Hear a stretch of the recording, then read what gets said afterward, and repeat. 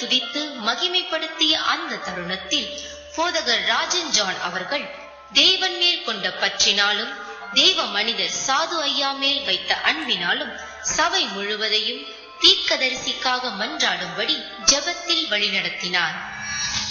ஏற்கனவே நாம் அறிந்திருக்கிற வண்ணமாக ஏஞ்சல் டிவியினுடைய ஒவ்வொரு நிகழ்ச்சியிலும் ஒவ்வொரு காரியத்திலும் ஒரு புதுமையை கண்டு கொண்டிருக்கிறோம். இந்த ஆண்டும் புதுமையான காரியங்களை கர்த்தர் செய்ய போகிறார் என்பது நாம் அறிந்த பேருண்மை. நான் இப்பொழுது இந்த காலையிலே வர்ஷிப் பண்ணி கொண்டிருக்கும் பொழுது, தெய்வ மனிதனுடைய வருகைக்காக ஜெபிச்சு கொண்டிருந்த பொழுது எனக்குள்ளே பரிசுத்த ஆவியானவர் சொன்னது அப்படியே நினைப்பூட்டினார். இந்த தீர்க்கதரிசி எனது மகனுக்காக நீங்கள் அதிகமாக பாரப்பட்டு ஜெபிக்க வேண்டும். அது ஏன் என்ன எனக்கு தெரியாது. நான் ரொம்ப அப்படியே நேருக்கு நேர் பேசுற ஆள் கிடையாது. கர்த்தர் எனக்குள்ளே அப்படியே ஒரு ஏவுதலை கொடுத்து கொண்டிருந்தார். இந்த வருடம் நீங்கள் எனது மகன் தீர்க்கதரிசி சாது சுந்தர செல்வராஜுக்கு அதிகமாய் ஜெபிக்க வேண்டும் என்று. ஆகவே நீங்கள் ஒரு தீர்மானம் எடுக்க வேண்டும். ஏற்கனவே நாம் எல்லாம் சபையாய் ஜெபிக்கிறோம், தினந்தோறும் ஜெபிக்கிறோம். நான் ஜெபிக்காத நாள் இல்லை என்று சொல்லும் அளவுக்கு ஜெபிக்கிறோம். அதெல்லாம் ரொம்ப நல்லது. ஆனால் எதிர்கொண்டு வரும் காலத்திலே ஒரு உயரிய, ஒரு உண்மையான, ஒரு மகிமையான பணியை கர்த்தர் அவர் கையில் கொடுத்திருக்கிறார். ஆகவே நாம் எல்லாரும் ஒரு நிமிஷம் சபையாக ஒரு மனமாக முழங்கால் படியிட முடிஞ்ச அத்தனை பேரும் தயவு செய்து இந்த தீர்க்கதரிசியும் இந்த தெய்வ மனிதனுமாகிய நம்ம எல்லாரும் அவரை ஐயா என்று அழைக்கிறோம். பிள்ளைகள் அப்பா என்று சொல்கிறார்கள், சிலர் அங்கிள் என்று சொல்கிறோம், தாத்தா என்று சொல்கிறோம். உலகம் வியக்கும் வண்ணம் அற்புதங்கள் நடந்து கொண்டிருக்கிறது, சாட்சிகள் எழும்பிக் கொண்டிருக்கிறது. அதெல்லாம் கர்த்தருக்கு மகிமை கொண்டு வரட்டும். ஆனால் இந்த தெய்வ மனிதனுக்காக ஜெபிக்கிற சேனை பெருக வேண்டும். இந்த தெய்வ மனிதனுக்காக, இந்த தீர்க்கதரிசிக்காக குறிவைத்து பொறி வைத்து பிடித்து விட வேண்டும் என்று சாத்தான் எழும்பிக் கொண்டிருக்கும் வேளையிலே சபையை விழிப்பாக ஜெபிக்க வேண்டும். எப்பொழுதும் ஜெபிக்க வேண்டும். ஏதோ ஒரு எங்க சாத ஐயாவை ஆசீர்வதியும், எங்கள் ஏஞ்சல் டிவி ஆசீர்வதியும் என்று சொல்கிறது அல்ல. ஒரு பாரத்தோடு எல்லாருமாக முழங்கால் படியிட்டவர்கள், உங்களுக்கு முடிமையானால் உங்கள் வலது கரத்தை வானத்துக்கு நேராக உயர்த்தி, ஆண்டவரே எல்லாம் ஜெபம் பண்ணுங்க. நான் மட்டுமல்ல, எல்லாம் பாரத்தோடு ஜெபம் பண்ணுங்க. பரிசுத்த ஆவியானவர் சொன்னதை செய்யும்படி எல்லாரும் ஜெபம் பண்ணுங்க. எல்லா பிள்ளைகள்லாம் ஜெபம் பண்ணுங்க. ஆண்டவரே எங்கள் அருமையான ஐயா அவர்களுக்கு நல்ல தெய்வீக பாதுகாப்பை தாரும் ஆண்டவரே. ஏஞ்சல் டிவிக்கு ஒரு நல்ல பாதுகாப்பை தாரும் ஆண்டவரே. ஏஞ்சல் டிவியினுடைய ஒவ்வொரு வளர்ச்சியிலும் தேவ மகிமை விளங்கும்படியாக பணியாற்றுகிற பிள்ளைகளுக்கு பாதுகாப்பு உண்டாகும்படி உலகமெங்கும் இருக்கிற கிளை அலுவலர்கள், உலகமெங்கும் இருக்கிறதான பங்காளர்களுக்கு பாதுகாப்பு உண்டாகும்படியாக நாங்கள் பாரப்பட்டு ஜெபிக்கிறோம். ஆண்டவரே, நீர் எங்களுக்கு தந்த தீர்க்கதரிசியாக ஏஞ்சல் டிவியினுடைய ஒவ்வொரு பகுதிக்காக நாங்கள் வேண்டுதல் செய்யும் பொழுது எங்கள் ஐயாவுக்காக நாங்கள் ஜெபிக்கிறோம். அப்பா, எல்லாம் சத்தம் போட்டு ஜெபம் பண்ணுங்க. எல்லாரும் ஜெபம் பண்ணுங்க. எல்லாரும் ஜெபம் பண்ணுங்க. ஆண்டவரே, உமது தாசனை நீ நேசித்ததினால்தான், உம் தாசனின் மேல் நீ பாசம் வைத்ததினால்தான் ஆண்டவரே இந்த ஏஞ்சல் டிவி அவர் கையை கொடுத்து அந்த உயரிய பணியை கொடுத்து நாங்களும் அதில் இணைந்திருக்கிறோம் என்பதற்கு அடையாளமாக இணைந்து நாங்கள் ஜெபிக்கிறோம். எல்லாரும் ஜெபம் பண்ணுங்க. எல்லாரும் ஜெபம் பண்ணுங்க. குழந்தைகள் வாரியர்ஸ் கிளப் ஹவுஸ்ல இருக்கிறவங்க, கீழும் மேலும் அங்கும் இங்கும் உட்கார்ந்து இருக்கிற எல்லாரும் பாரப்பட்டு சத்தமாக, ஆண்டவரே உமது அடியானை ஆசீர்வதிப்பீராக, பாதுகாப்பீராக. உன்னதமானவரின் மறைவில் அவரை நாங்கள் ஒப்புக் கொடுக்கிறோம். சர்வ வல்லமையான நிழலில் அவரை ஒப்புக் கொடுக்கிறோம். பாதுகாக்கும் உம்முடைய சிறகுகளுக்குள் ஒப்புக் கொடுக்கிறோம். பருந்து காக்கிற பட்சி ஏசாயா 31:5 வாசிக்கிறோம். உமது பிள்ளையை நீர் காப்பீராக, உமது அடியானை காப்பீராக. எங்கெல்லாம் அவர்கள் கடந்து போகிறார்களோ, இந்தியாவிலும் உலகத்தின் எந்த மூலையிலும் உம்முடைய தூதர்கள், பரிசுத்த தூதர்கள் பாதுகாப்பு அளிக்கட்டும். அப்பா, உச்சம் தலையிலிருந்து உள்ளம் கால் வரை உம்முடைய சுகம் மகன் மேல் இறங்கட்டும். இறங்கட்டும் அப்பா, இறங்கட்டும் அப்பா, இறங்கட்டும், இப்பொழுது இறங்கட்டும். உமக்கே மகிமை செலுத்துகிறோம், உமக்கே மகிமை செலுத்துகிறோம். நீர் ஒருவரே துதிக்கு பாத்திரர். அருள்நாதர் இயேசு கிறிஸ்துவின் நாமத்தில் வேண்டிக் கொள்கிறோம் எங்கள் பிதாவே. காக்கும் கரங்கள் உண்டனக்கு காத்திடுவார் கிருபையாலே. அல்லேலூயா பாடி பாடி அலைகளை நான் தாண்டிடுவே. ஆமாண்டவரே, உம்முடைய காக்கும் கரங்களுக்குள் உமது அடியானை ஒப்புக் கொடுக்கிறோம். இந்த ஆண்டு மகிமையான ஊழியங்கள் நடைபெறும் பொழுது பாதுகாப்பான உம்முடைய கரம் மகனோடு இருக்கட்டும். இயேசுவின் மூலம் பிதாவே, ஆமென். கர்த்தருடைய மகிமை நிறைந்த இந்த சபையில் போதகர் அடவென்றோ அவர்கள் இந்த ஆண்டில் நடக்க வேண்டிய வழிகளை அவர்களுக்கு எடுத்து சொல்லும்படி சில காரியங்களை பகிர்ந்து கொண்டார். Thank you very much. யாவருக்கும் என் நன்றி. It's such a great blessing to be here, உங்கள் மத்தியிலே இருப்பது மிகவும் ஒரு ஆசீர்வாதமாக நான் கருதுகிறேன். especially on the first Sunday of the year. இந்த ஆண்டின் முதல் ஆராதனையிலே உங்களோடு கலந்து ஆராதிப்பது எனக்கு பாக்கியமாக கருதுகிறேன். And we know there's always something special about anything that is first. இதெல்லாம் முதல் முறை நடக்கிறதோ அதிலே ஒரு விசேஷம் எப்பொழுதும் உண்டு. Just like the first fruits always belong to God. எப்பொழுதும் முதல் கனி ஆண்டவருக்கு உரியதாக இருக்கிறது போல The firstborns always belong to God. எப்பொழுதும் முதலாக பிறந்திருக்கிற பிள்ளைகள் ஆண்டவருக்கு சொந்தமானவர்கள். Because God is one, everything that is one is holy unto Him. ஆண்டவர் பரிசுத்தராய் இருக்கிறது போல எல்லாம் அவருக்கு பரிசுத்தமாக்கப்பட வேண்டும். முதலாவது எல்லாம் பரிசுத்தமாக்கப்பட வேண்டும். So also the first Sunday of the year is a special day before the Lord. அப்படியேதான் முதலாவது ஆராதனை, வருடத்தின் முதலாவது ஆராதனையும் ஆண்டவருக்கு முன்பாக ஒரு விசேஷமானதாக இருக்கிறது. And as we present ourselves to the Lord the first Sunday of the year, let us believe God that He's going to do something that will set a tone for the rest of the year. இந்த ஆண்டு முழுவதும் நம்மை வழிநடத்தும்படி நாம் இந்த முதல் ஆராதனையிலே நம்மை முழுமையாக அர்ப்பணித்திருக்க வேண்டும். And I'm very happy to be here on the first Sunday of 2015. ஆகவே 2015ஆம் ஆண்டின் முதல் ஞாயிற்றுக்கிழமையிலே நான் இங்கு இருப்பது மிகவும் எனக்கு மகிழ்ச்சியாக இருக்கிறது. So that we can share this special time with you.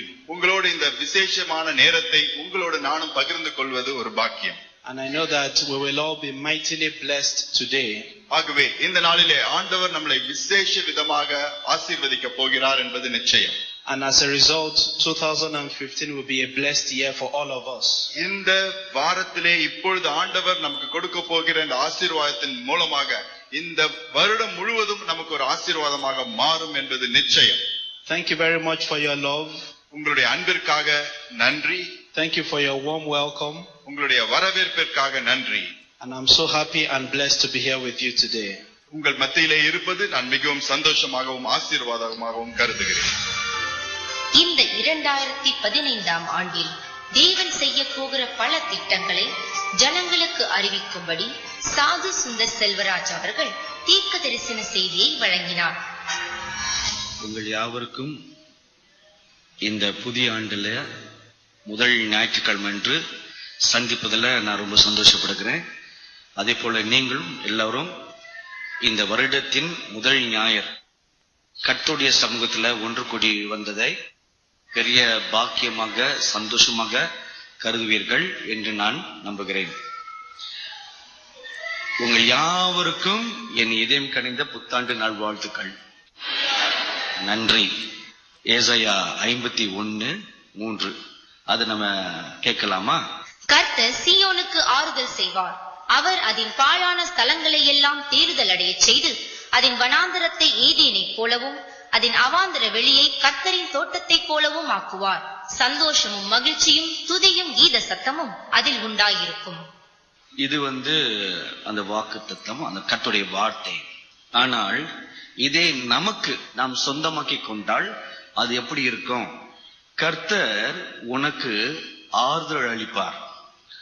அவர் உன் வனாந்தரத்தை ஏதேன் தோட்டத்தை போலாக்கி உன்னில் சந்தோஷமும் மகிழ்ச்சியும் துதியும் உண்டாக்குவார். ஆமேன். இந்த வசனத்தை ஒரு மையமா வச்சு ஒரு வாக்குத்தத்தன்னு சொல்ல மாட்டோம், ஒரு அழகான ஒரு போஸ்ட் கட் பண்ணி நியூ இயர் அன்னைக்கு எல்லாருக்கும் கொடுத்தோம். தமிழிலும் ஆங்கிலத்திலையும் அந்த பண்ணியிருக்கோம். பின்னாடி ஏஞ்சல் டீக்காக நீங்க எப்படி ஜெபம் பண்ணலாம், அந்த ஜெப குறிப்புகள் இதுல இருக்கிறது. இதை நீங்க அழகா உங்க பைபிளுக்குள்ள வைத்துக்கொண்டு அதை எடுத்து பார்க்கும் பொழுது, பைபிளை திறக்கும் பொழுது இதையும் பார்த்து உங்களுடைய வாக்குத்தத்தத்தை சொல்லி, கர்த்தாவே இந்த ஆண்டு நீர் எனக்கு ஆறுதல் அளிப்பீர், நீர் என் வனாந்தரத்தை ஏதேன் தோட்டத்தை போலாக்கி என்னில் சந்தோஷமும் மகிழ்ச்சியும் துதியும் உண்டாக்குவீர். ஆமேன் என்று சொல்லி அந்த வாக்குத்தத்தத்தை சுந்தரமாக்கி கொள்ளலாம். அதோட சேர்ந்து மறுபக்கம் திருப்பி இந்த எல்லா ஜெப பாயிண்ட்லயும் கையை வைத்து ஒவ்வொரு பாயிண்டா சொல்லி சொல்லி சொல்லி ஜெபம் பண்ணோம். ஜெபம் பண்ணுவீங்களா? ஜெபம் பண்ணுவேன்னு சொன்னாதான் உங்களுக்கு இந்த கிஃப்ட். நான் ஜெபம் பண்ண மாட்டேன்னு சொன்னா உங்களுக்கு கிஃப்ட் கிடையாது. நான் ஜெபிப்பேன்னு சொல்றவங்க மாத்திரம் ஆளிலேயே சொல்லுங்க. ஒரு ஆண்டு நாம் கழித்து ஒரு புதிய ஆண்டுல நாம் கால் எடுத்து வைத்திருக்கிறோம். சென்ற ஆண்டு முழுவதும் நம்மை கண்ணின் மணியை போல தேவன் காத்து கொண்டார். ஆமேன். சோ ஒரு வினாடி நம்ம எல்லாரும் எழுந்து நின்று கண்களை மூடி நம்மை காத்த, நம்ம வழி நடத்தின நல்ல தேவனை உற்று பார்ப்போம். மகா பரிசுத்தம் உள்ள எங்கள் நல்ல பிதாவே, நீர் நேற்றும் இன்றும் என்றும் மாறாத எங்கள் கருணை நிறைந்த நல்ல தேவனாக இருக்கிற சுவாமி. சென்ற ஆண்டு முழுவதும் எங்களை நீர் கண்ணின் மணியை போல காத்து கொண்டீர்.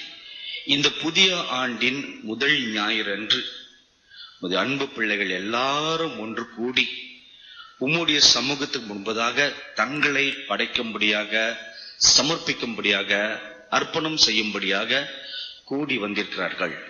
சிறியோர், வாலிபோர், பெரியவர்கள், ஊழியர்கள் எல்லாரும் கூடி வந்திருக்கிறார்கள் சுவாமி. இந்த நாளில உம்முடைய கரத்தை நீட்டி பிள்ளைகள் ஒவ்வொருவரையும் நீ தொட்டு ஆஸ்வதித்து இந்த நாள் இறுதிக்குள், இந்த ஆராதனையின் இறுதிக்குள்ள நிறைவான நன்மைகளால் அவர்கள் ஒவ்வொருவரையும் நீ திருப்தியாக்கி ஆஸ்வதித்து நிறைவான சந்தோஷத்தால் அவர்களை அனுப்பும்படியாக நாங்கள் பிரார்த்தனை செய்கின்றோம். சென்ற ஆண்டு ஒருவேளை கண்ணீர் நிறைந்ததாக அவர்களுக்கு இருந்திருக்கலாம் சுவாமி. இந்த ஆண்டிலோ உம்முடைய மார்போடு அவர்களை கட்டி தழுவி அணைத்துக் கொண்டு சமாதானத்தால், புத்தி கெட்டாத சமாதானத்தால் ஒவ்வொருவரையும் இப்பொழுது இந்த நிமிஷத்தில் இருந்து அவளை காத்து கொள்ளும்படியாக நாங்கள் பிரார்த்தனை செய்கின்றோம்.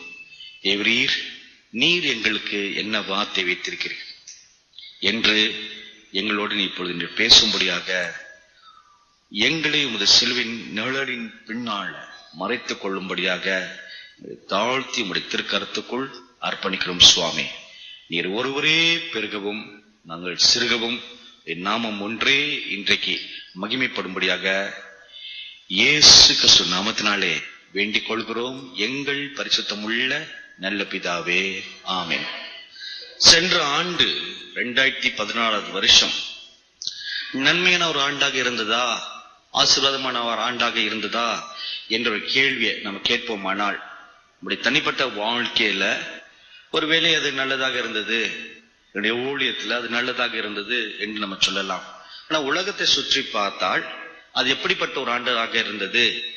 நல்ல பாலும் தேனும் வழிந்தோடுமான ஒரு ஆண்டாக, பாக்கியம் நிறைந்த ஆண்டாக இருந்ததா என்று பின்னோக்கி பார்த்தால் அவைகள் வேதனையும் கண்ணீரும் புலம்பலும் தத்தளிப்பும் நிறைந்த ஒரு ஆண்டாக இருந்தது என்றே நம்ம பார்க்க முடியும். ஒரு நிம்மதி, ஒரு சந்தோஷம், ஒரு சமாதானம் பூமி எங்கும் இருந்ததா என்று நம்ம பார்த்தால் அந்த கேள்விக்கு இல்லை என்று தான் நம்ம பதில் சொல்ல வேண்டியதாக இருக்கும். எங்கு பார்த்தாலும் டிசாஸ்டர்ஸ், பேர் அழிவுகள், உபத்திரவங்கள், அந்நியர்கள் மாத்திரம், புரோஜாத்தியர்கள் மாத்திரம், கிறிஸ்துவர்களுக்கு விரோதமாகவும் உபத்திரவங்கள் உலகத்தின் பல பகுதிகளில் எழும்பினது என்று நம்ம பார்த்தோம். பேரழிவுகள் என்று பார்த்தா பூமியில பல இடங்கள்ல பூமி எதிர்ச்சி உண்டாகி சுழல் காற்று, ஹரிக்கேன், டைபூன் போன்ற இவைகள் மூலமா வந்த பேரழிவுகள். அமெரிக்காவில் பல மாநிலங்கள்ல பல பட்டணங்கள்ல இந்த சூறாவளி காற்று அது பல பட்டணங்களை நாசமாக்கி, பிலிப்பைன்ஸ் தேசத்திலையும் ஒரு சில பட்டணங்கள்ல சமீபத்துல இந்த சூறாவளி காற்று அதை சேதப்படுத்தி, இப்படி பல பேரழிவுகள் பூமியில பல இடங்கள்ல நடந்தது. அதோடு மட்டும் இல்லாமல் ஒரே ஒரு தேசத்தை பாருங்க, சில ஆண்டுகள் முன்பதாக பிலிப்பீன்ஸ் என்ற ஒரு தேசத்தை ஒரு பெரிய சூறாவளி, ஹயான் என்ற சூறாவளி, சாமர் அண்ட் லேத்தி என்ற 2 இரட்ட பட்டணங்களை தரைமட்டமா ஆக்கினதை போல சென்ற ஆண்டு ஒரே தேசத்தை ஒரு பெரிய சேதம், கதிக்கலங்க வச்சு, மண்டி போட வச்சு, ஏன் இப்படி எங்களுக்கு நடந்தது என்று கேள்வி கேட்கிற அளவுக்கு இந்த தேசமே இன்றைக்கு வரைக்கும் ஒரு கேள்விக்குறியும் குழப்பத்தில் இருக்கிறது. மலேசியா தேசத்தை நான் சொல்லி கொண்டிருக்கிறேன். ஒரே தேசம் 3 பெரிய விமானங்கள் உண்டான சேதம். அதுல முதல் முறையாக வருஷ துவக்கத்தில் பாத்தீங்கன்னா அதோடைய விமானம் MH370 மலேசியாவிலிருந்து புறப்பட்டு சீனா தேசத்துடைய தலைநகரம் பெய்ஜிங் அதை நோக்கி போய்கொண்டிருக்குது. அது போய்கொண்டிருக்கும் போது மலேசியாவுடைய ஆகாய எல்லையை விட்டு பிரிந்து வியட்நாமுடைய ஆகாய எல்லையை நெருங்கும் அந்த இடைப்பட்ட கேப்ல விமானம் காணாமல் போய்விட்டது. இன்றைக்கு வரைக்கும் சுமார் 7 மாதங்கள் ஆகிவிட்டது. இன்றைக்கு வரைக்கும் அந்த விமானம் என்ன ஆச்சு, நொறுங்கினதா நொறுங்கலையா, இருக்கிறதா இல்லையா என்ற ஒரு தகவலே இல்லை.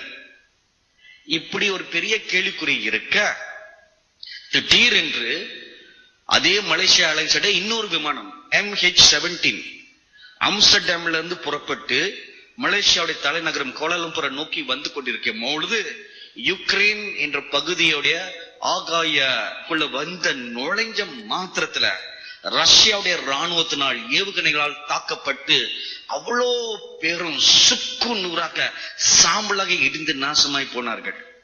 இப்படி ஒரே வருஷத்துல 2 பேரழிவா என்று ஒரு தேசமே வடக்கில இருந்து தெற்க, இப்ப நம்ம காஷ்மீர் இருந்து கன்னியாகுமரி சொல்றோம் இல்லையா, அதே மாதிரி அங்க வடக்க கடா என்ற ஒரு மாநிலம் இருக்குது. கடா என்ற மாநிலத்திலிருந்து தெற்க ஜோஹர் என்ற ஒரு மாநிலம் இருக்குது. வடக்கில இருந்து தெற்க வரைக்கும் ஒரு பெரிய கேள்விக்குறி, ஏன் இப்படி நடந்தது? சரி, அதோட முடிஞ்சிச்சு என்று எல்லாரும் சந்தோஷமா, சரி இந்த வருஷமாச்சும் நன்மையாக முடியும். நானும் அப்படித்தான் நினைச்சிருந்தேன். ஆண்டவரே, கடைசி ஒரு வாரம் இருக்குது, கிறிஸ்துமஸ் முடிஞ்சு இந்த வருஷம் முடியறதுக்கு ஒரே ஒரு வாரம், நல்ல சமாதானத்தோட இந்த வருஷத்தை நாங்க முடிக்கட்டும் என்று நினைத்து கொண்டு டிசம்பர் 26ஆம் தேதி டீ குடிச்சிட்டு இருக்கிறேன். காலையில ஒரு போன் வருது, அப்பா நியூஸ் பாத்தீங்களான்னு. இல்லையம்மான்னு. இன்னொரு மலேசியா ஏர்லைன்ஸ் விமானம் போயிருச்சு அப்படின்னு. அடப்பாவி, ஒரு மனுஷனுக்கு இவ்வளவு சோதனை வரணுமா? அடுத்த விமானம் இந்தோனேஷியா தேசத்திலிருந்து QZ8501. இந்த நம்பர் என்னால மறக்க முடியல. ஒரு தடவை தான் படிச்சேன், அது டக்குன்னு மனசுல பதிஞ்சிருச்சு. இந்தோனேஷியா தேசத்துல சுரபாயா என்று இருக்கிற ஒரு பட்டணத்துல இருந்து சிங்கப்பூரை நோக்கி போய்கொண்டிருந்த விமானம் நடுக்கடவுல திடீரென்று வானிலை மாற்றத்தினால் அது சமுத்திரத்துல விழுந்து இடிஞ்சி அதுல பயணம் பண்ண 162 பயணிகள் அவ்வளோ பேரும் இறந்து போனார்கள் என்ற துக்க செய்தி நாளுக்கு நாள் இப்பொழுது வந்து கொண்டே இருக்கிறது.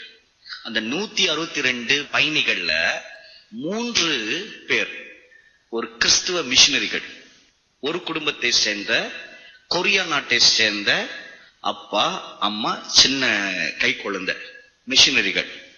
இந்தோனேஷியா தேசத்துல மிஷினரியாக பணியாற்றுகிறார்கள். சிங்கப்பூர் தேசத்துக்கு போய் விசாவை புதுப்பிச்சுட்டு திரும்ப இந்தோனேஷியாவுக்கு வரணும். அவங்களும் அந்த விமானத்துல பயணம் பண்ணிருக்க இருந்தார்கள். அவங்களும் இறந்து போனார்கள். ஆகாய படை அவங்களை தேடி கண்டுபிடிக்கும் பொழுது ஒரே ஒரு குடும்பம் அப்படியே கை கொத்துக்கொண்டு 3 பேர் கை கொத்து கொண்டு அப்படியே மடிஞ்சு போய் சத்து கடந்ததை கண்டுபிடிச்சிருக்காங்க. அது வேற யாரா இருக்க முடியும்? நம்ம மிஷனரி குடும்பம் தானே. கை கோத்து எல்லாம் ஜெபம் பண்ணி கொண்டே இருக்கும் பொழுது இறந்து போயிருக்கிறார்கள். இப்படிப்பட்ட ஒரு பயங்கரமான ஒரு கொடூரம் மலேசியா தேசத்துக்கு சென்ற ஆண்டு வந்தது. இன்னொரு பக்கம் பாருங்க, கிறிஸ்தவர்களுக்கு பயங்கர எதிர்ப்புகள். திடீரென்று நைஜீரியா தேசத்துல போகோ ஹராம் என்ற ஒரு தீவிரவாத குழு அவர்கள் எழும்பி தங்களுடைய இனத்தை, தன்னுடைய குழுவை, அமைப்பை பிரஸ்தாபப்படுத்துவதற்கு முதலில் 200 மாணவர்களை கடத்தி, இது மூலமாக எங்களுடைய ஐக்கியம், எங்களுடைய இயக்கம் பெரியது என்ற ஒரு செய்தியை பரப்புவதற்காக செய்தார்கள். ஆனால் அதோடைய உள்நோக்கம் என்னவென்றால் கிறிஸ்தவர்களை தான் குறிவைத்து தாக்க வேண்டும் என்ற ஒரு உள்நோக்கம் அதுக்கு பிற்பாடு வெளியாகிறது. இப்பொழுது இன்றைக்கு வரைக்கும் அநேக கிறிஸ்தவர்களை கொன்று வெட்டி போடுகிறார்கள். இந்த போகோ ஹராம் குரூப்பும் இஸ்லாமிய தீவிரவாத கொள்கையை நிறைந்த ஒரு குரூப். இப்ப இவர்களுடைய நோக்கத்தை இப்பொழுது பப்ளிக்ல என்ன சொல்றாங்கன்னா, நைஜீரியா தேசம் முழுக்க முழுக்க இஸ்லாமிய தேசமாக மாற்றப்பட வேண்டும், எந்த கிறிஸ்தவனும் அங்க இருக்கக்கூடாது, எல்லாரும் முஸ்லிமாக மாற வேண்டும் என்று அவருடைய கொள்கைகளை இப்போது வெளிப்படுத்துகிறார்கள். வருஷ துவக்கத்துல அங்க தூங்கிச்சு, வருஷ நடுல பார்த்தா திடீரென்று நேத்து துருண மழையில முளைத்த காளானே போல சிரியா நாட்டுல ஒரு பிரச்சனை. ISIS என்ற ஒரு மத தீவிரவாத குரூப் அவங்க திடீர்னு எழும்பி முழு மத்திய கிழக்கு நாடே ஒரு இஸ்லாமிக் அம்பையர் சாம்ராஜ்யமாக அமைக்க வேண்டும், இஸ்லாமிக் கலிஃபேட், அதாவது சாம்ராஜ்யம், அதான் கலிஃபேட் என்று சொல்கிறார்கள். இந்த பூர்வ காலத்துல இருந்ததை போல, முகமது நபிகளுடைய காலத்துல இருந்ததை போல ஒரு இஸ்லாமிக சாம்ராஜ்யத்தை அமைக்க வேண்டும். எங்கிருந்து தெரியுமா? கிழக்குல இருந்து மேற்கு எகிப்து வரைக்கும், வடக்கு துருக்கியில இருந்து தெற்க சவுதி வரைக்கும் அவ்வளோ பெரிய ஒரு இடம் முழுக்க இஸ்லாமிக் கலிஃபேட்டாக மாற்ற வேண்டும் என்று இவர்களுடைய குறியாக நோக்கமாக இருக்கிறது. இதுல ஆச்சரியம் என்ன தெரியுமா? நீங்க நல்லா இந்த வரைபடத்தை பார்த்தா இதுதான் தேவன் ஆபிரகாமுக்கு வாக்கு தத்தம் பண்ணப்பட்ட பூமி. ஈராக்குல இருந்து ஆபிரகாம் நடந்து போக சொன்னார் இல்லையா, ஊர் ஈராக்குல இருக்குது. அங்கேருந்து அவர் நடந்து துருக்கி வரைக்கும் போய் வடக்க, அப்புறம் மேற்கு பகுதியில எகிப்து வரைக்கும் போய், அப்புறம் பின்னால திரும்ப சவுதி வரைக்கும் நடந்து வந்து கானான்ல தான் அவருடைய கடைசி நாட்கள் இருந்தது. அவ்வளோ பெரிய ஒரு இடம், கால்நடையா நடந்த இடம் எல்லாம் இஸ்ரவேலுக்கு தேவன் வாக்கு தத்தம் பண்ணப்பட்ட பூமி. அதான் ஒரிஜினல் இடம், மெசொப்பொட்டேமியா என்று பூர்வ காலத்துல சொல்வார்கள். இப்ப அந்த இடத்தை தான் இவர்கள் ஆக்கிரமித்துக் கொண்டு எங்களுக்கு சொந்தமான இடம் என்று இவர்கள் அங்க இருக்கிற முகமதியர்களை கொள்ள ஆரம்பித்தார்கள்.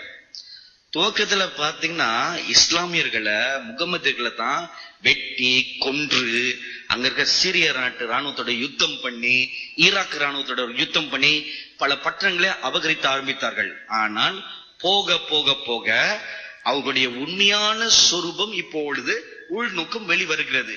உண்மையான உள்நோக்கம் என்னவென்றால், அந்த எல்லா பகுதிகளிலும் இஸ்லாமியர்களை தவிர வேற யாரும் இருக்கக்கூடாது. அது மிக குறிப்பாக கிறிஸ்தவர்களை குறிவைத்து அவர்களை கொன்று போடுகிறார்கள். பாசர்மர்களுடைய கழுத்தை வெட்டி, விசுவாசனுடைய கழுத்தை வெட்டி, ஃபுட்பால் ஆடுவதும், கம்பத்துல கட்டி தொங்கிடுவதும், இதெல்லாம் நீங்க யூடியூப்ல பார்த்திருக்கலாம். சின்ன சின்ன பிள்ளைகள் கூட பாராம கழுத்தை வெட்டி, சரீரத்தை ஒரு கசாப்பு கடைக்காரன் வெட்டுவதை போல பீஸ் பீஸாக வெட்டி இப்படி தூக்கி எறிவது எல்லாம் வழக்கமாயிருச்சு. சிறு பிள்ளைகள், சின்ன பிள்ளைகள், பெண்கள், பெரியவர்கள் என்று யாரும் பார்ப்பது கிடையாது. 3 நிபந்தனை. 1, இஸ்லாமிய மார்க்கத்துக்கு மாறுங்க. 2வது, மாற முடிக்கலையா இஸ்லாமிய மார்க்கத்துக்கு கப்பம் கட்டணும். 3வது, ஓடி பேரு, இல்லைன்னா கட்டு. இப்படி ஒரு உபத்திரவம் அங்கே துவங்கி இப்பொழுது நடந்து கொண்டிருக்கிறது. இதோடு முடிந்ததா? நமது தேசத்துல பாருங்க, திடீரென்று கடந்த 2 மாதங்கள்ல புதிதாக வந்த அரசாங்கம், இதோடைய அரசாங்கம் வெளியரங்கமாக தேசத்துக்கு நல்லது செய்வோம், நல்ல வேலை வாய்ப்புகளை வாங்கி தருவோம் என்று வெளியரங்கமாக சொல்ல, இல்ல இந்த போக்கோ ஹராம், ISIS மாதிரி. ஆனா உள்நோக்கு என்ன? இந்தியா தேசத்தை ஹிந்து சாம்ராஜ்யமாக மாற்ற வேண்டும், அமைக்க வேண்டும். அதான் அதோடைய உள்நோக்கம்.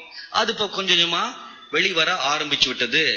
கர்வாப்சி என்று சொல்லக்கூடிய ஒரு விழா, ஒரு ஃபங்க்ஷனை உண்டாக்கி ஹிந்து மார்க்கத்திலிருந்து சீக்கிய மார்க்கத்திலிருந்து முஸ்லிம்களாகவோ கிறிஸ்தவர்களாகவோ மாறினவர்களை தேடி கண்டுபிடிச்சு அவங்களுக்கு ஆசை பாசங்கள்லாம் காமிச்சு திரும்ப ஹிந்து மார்க்கத்தை மாற வேண்டும் என்ற ஒரு வைபவத்தை, ஒரு காரியத்தை செய்ய துவங்கிவிட்டதை நீங்கள் எல்லாரும் செய்தித்தாள கேட்டுக்கொண்டு வருகிறோம்.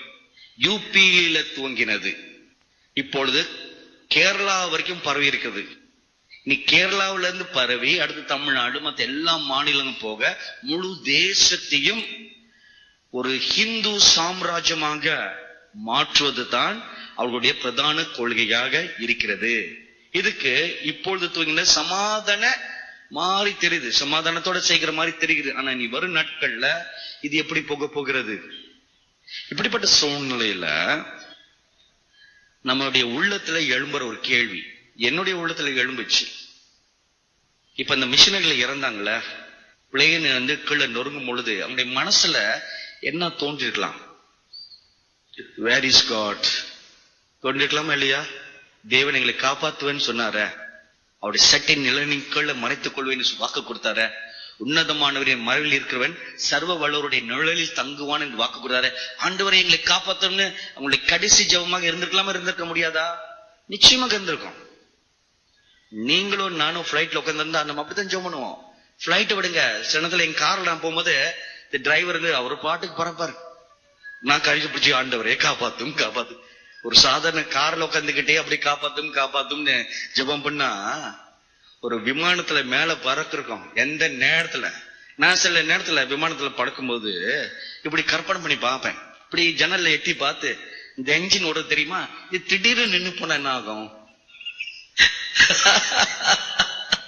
திடீர்னு இது நின்னுட்டா இந்த பிளைட்ல அப்படி மிதக்குமா, டிமானுக்குள்ள விழுவுமா, என்ன ஆகும்? இப்படி கொஞ்சம் கற்பனை பண்ணி பார்ப்பது. ஒரு செகண்ட் நினைச்சு பார்த்துட்டு அப்புறம் ஏன் நமக்கு இப்படி ஒரு கட்ட எண்ணம்? நம்ம ஒரு உயிர் மாத்திரமா போகும்போது எல்லா உயிரும் சேர்ந்து போகும். அப்ப என்ன நடக்கும் அந்த நேரத்துல? நம்ம மனசு எப்படி திகில் அடையும் இல்ல? அப்ப அந்த நேரத்துல வாக்குத்தத்தங்கள் எங்கே என்று நம்ம கேட்போமா கேட்க மாட்டோமா? சிறு பிள்ளைகள் வெட்டி கொல்லப்பட்டார்கள், கிறிஸ்தவர்கள் வெட்டி கொல்லப்பட்டார்கள், பல உபத்திரவங்கள் நடந்து கொண்டு வருகிறது. இந்த சூழ்நிலைகள் எல்லாம் நம்மிடத்துல இருந்து எழும்புகிற கேள்வி, where is God? Where is your protection? அப்படிப்பட்ட சூழ்நிலையில நமக்கு தேவன் கொடுக்கிற ஒரே ஒரு வார்த்தை என்ன தெரியுமா? கர்த்தர் உனக்கு ஆறுதல் அளிப்பார். அவர் உன் வனாந்தரத்தை ஏதேன் தோட்டத்தை போலாக்கி உன்னில் சந்தோஷமும் மகிழ்ச்சியும் துதியும் உண்டாக்குவார். வெளியரங்கமா வனாந்தரமா தான் இருக்குது எல்லாமே, ஆனா உனக்குள்ளேயோ அவர் சந்தோஷமும் மகிழ்ச்சியும் துதியும் உண்டாக்குவார். இனி இந்த ஆண்டு எப்படி இருக்கும்? சென்ற ஆண்டு தான் இப்படி இருந்துச்சு, இந்த ஆண்டு எப்படி இருக்கும் என்று நான் சென்ற மாசம் டிசம்பர் மாதத்துடைய 15ஆம் தேதியில இருந்து ஜெபிக்க ஆரம்பிச்சேன். வருகிற வருஷம் எப்படி இருக்கும் சுவாமி, அது நல்லதா இருக்குமா, எப்படி இருக்கும் என்று கேட்டுக்கொண்டிருக்கையில இந்த 2015 வருஷத்தை குறித்து கர்த்தர் எனக்கு பல நாட்களாக பேசிக்கொண்டு வந்தார். முதலாவதாக டிசம்பர் 20ஆம் தேதி நம்முடைய மாதந்தோறும் புரசவாக்கத்தில் இருக்க ஏசிய திருச்சபையை நடத்துகின்ற உபவாச கூடுகையில நம்ம இருந்து கொண்டிருக்கும் பொழுது கனத்துக்குரிய தேவ மனிதர் ஜாலி ஹேபம் அவர்கள் ஆராதனை நடத்தி கொண்டிருக்கிறார். நாங்கள் எல்லாம் மெய் மறந்த அந்த ஆராதனையிலே பங்கு பெற்று தேவனை துதித்துக் கொண்டிருக்கிறோம். திடீரென்று நான் மெய் மறந்து துதித்துக் கொண்டிருக்கும் பொழுது எனக்கு முன்பதாக ஒரு 4 அடி தூரத்துக்கு இந்த வடகிழக்கு பகுதியில ஒரு பிரதான நல்ல பலமான ஒரு தெய்வதூதன் வந்து நின்று கொண்டு ஒரு சுருளை விரித்தார். இந்த சுருளை விரித்தா சும்மா ஒரு அடி நீளத்துக்கு விரிக்காம அது ஓபன் பண்ணா அது பல அடி நீளத்துக்கு அந்த சுருள் விரிக்கப்படுகிறது. அதுல இருந்து அவர் வாசிக்கிறார். வாசித்தா இந்த வருகிற வருஷம் இப்படி இருக்க பொழுது அதுல அவர் சொன்ன ஒரு வார்த்தை, உன் தேசத்தில் பல இடங்கள்ல குண்டுகள் வெடிக்கப்படும். பல இடங்கள்ல குண்டுகள் வெடிக்கப்பட்டு பல இடங்கள்ல இருந்து ஐயோ ஐயோ ஐயோ என்ற கூக்குரலின் சத்தம் கேட்கும். சமாதானம் எடுக்கப்பட்டு போய் பல இடங்கள்ல இப்படிப்பட்ட கோர சம்பவங்கள் நடக்கும் என்று சொன்னார். நான் அதை கேட்டேன்னு எனக்கு அதிர்ச்சியாச்சு. ஏன்னா அது வந்து நாங்க கூடுனது ஏஞ்சல் டிவியுடைய 9வது பிறந்த நாளை கொண்டாடும் ஒரு திருவிழாவாக இருக்கிறது. ஒரு ஃபங்க்ஷன், உபவாச கூடுகை தான்.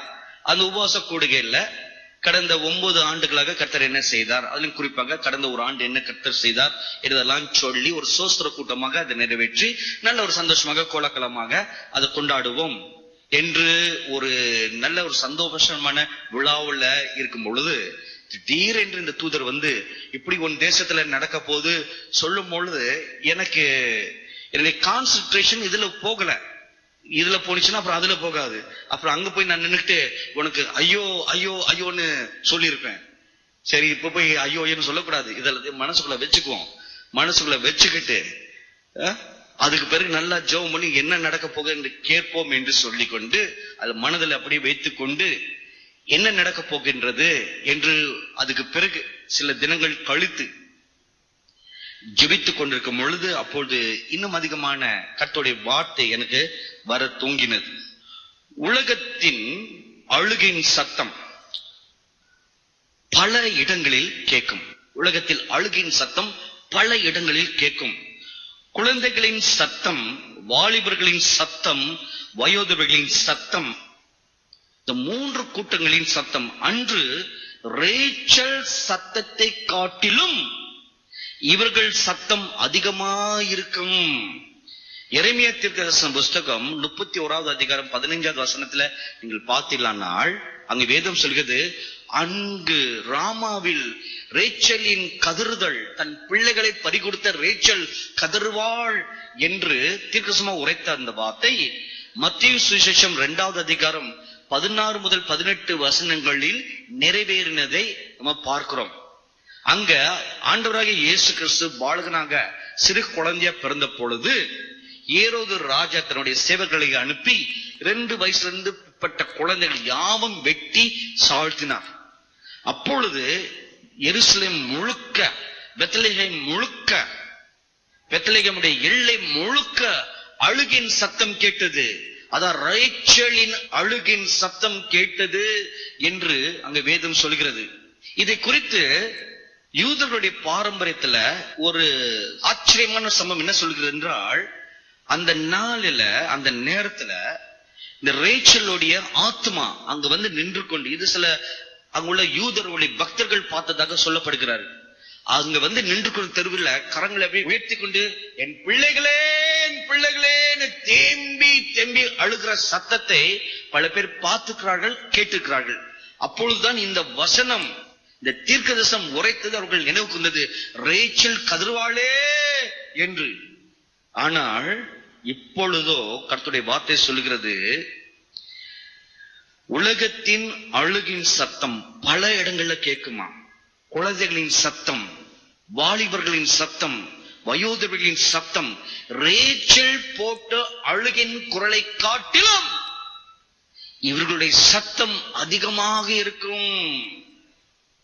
அப்ப அங்க ஒரு உபத்திரம், ஒரு கேடு நடந்த நிமித்தம் தான் ரேச்சல் கதறி அழுதார். அப்போ ஒரு கேடு உபத்திரம் நடந்த நிமித்தம் ரேச்சல் அழுதாள். அப்போ இங்க வாலிபர்கள், குழந்தைகள், வயோதிபர்கள் அழுவார்களானால், அப்படி என்றால் இந்த 3 வயதுக்குட்பட்டவர்கள் மத்தியில கேடுகள், நாச மோசங்கள், உபத்திரவங்கள் நடக்க போகிறது. இப்போ உலகத்தின் பல பகுதினா அதுல இந்தியா ஒரு தேசம் தானே, சொல்லுங்க, இந்தியா ஒரு தேசம் தானே.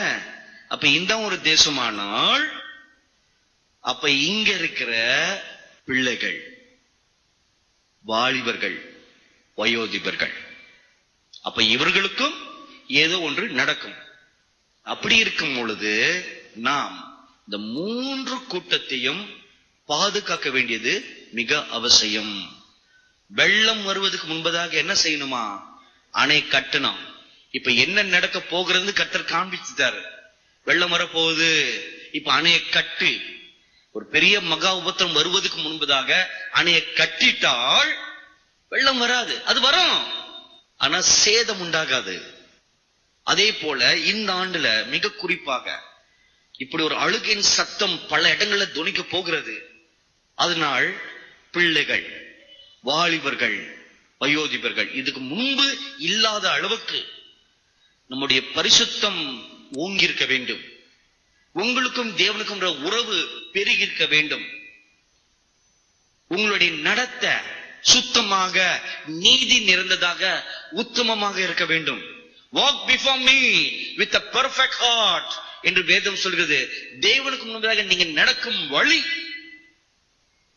பூர்ணமாக இருக்க வேண்டும், பரிசுத்தமாக இருக்க வேண்டும், நீதி நிறைந்ததாக இருக்க வேண்டும். அப்படி இருந்தால் வரும் தீங்கிலிருந்து நாம் தப்பித்துக் கொள்ள ஏதுவாக இருக்கும். சிலர் உபத்திரவங்களுக்கு, சிலர ரத்த சாட்சிகளுக்குன்னு நியமிக்கப்பட்டவர்கள் ஒருத்தங்க இருப்பாங்க. அவர்கள் கர்த்தருக்காக தங்களுடைய ஜீவனை கொடுத்து அதன் மூலமாக அவர்கள் மகிமைப்படுவார்கள். அது ஒரு போட்டோ இருக்கட்டும். ஆனால் நீதியானவர்கள் தேவையில்லாமல் உபத்திரப்பட வேண்டிய அவசியம் இல்லையே. கர்த்தர் காமிச்சிட்டார்ல, இந்த கூட்டத்துக்கு ஒரு கஷ்டம் வரப்போகுது, ஒரு நஷ்டம் வரப்போகுது, பாதுகாத்து கொள்ளுங்க. ஒரு சின்ன உதாரணம் சொல்றேன் பாருங்க. சில ஆண்டுகள் முன்பதாக நமது ஊழியத்துல பணிபுரிந்த ஒரு அன்பு மகள், அவளுக்கு திருமணம் வயது எட்டின பொழுது அவளுக்கு ஒரு நல்ல வரனை அவங்க தகப்பனார் பார்த்து கொண்டிருந்தார்கள். இந்த பிள்ளைக்கு எமல ரொம்ப அன்பு. எனக்கு ஏதாவது ஒரு கஷ்டம்னா ஓன்னு உட்காந்து அழுவா.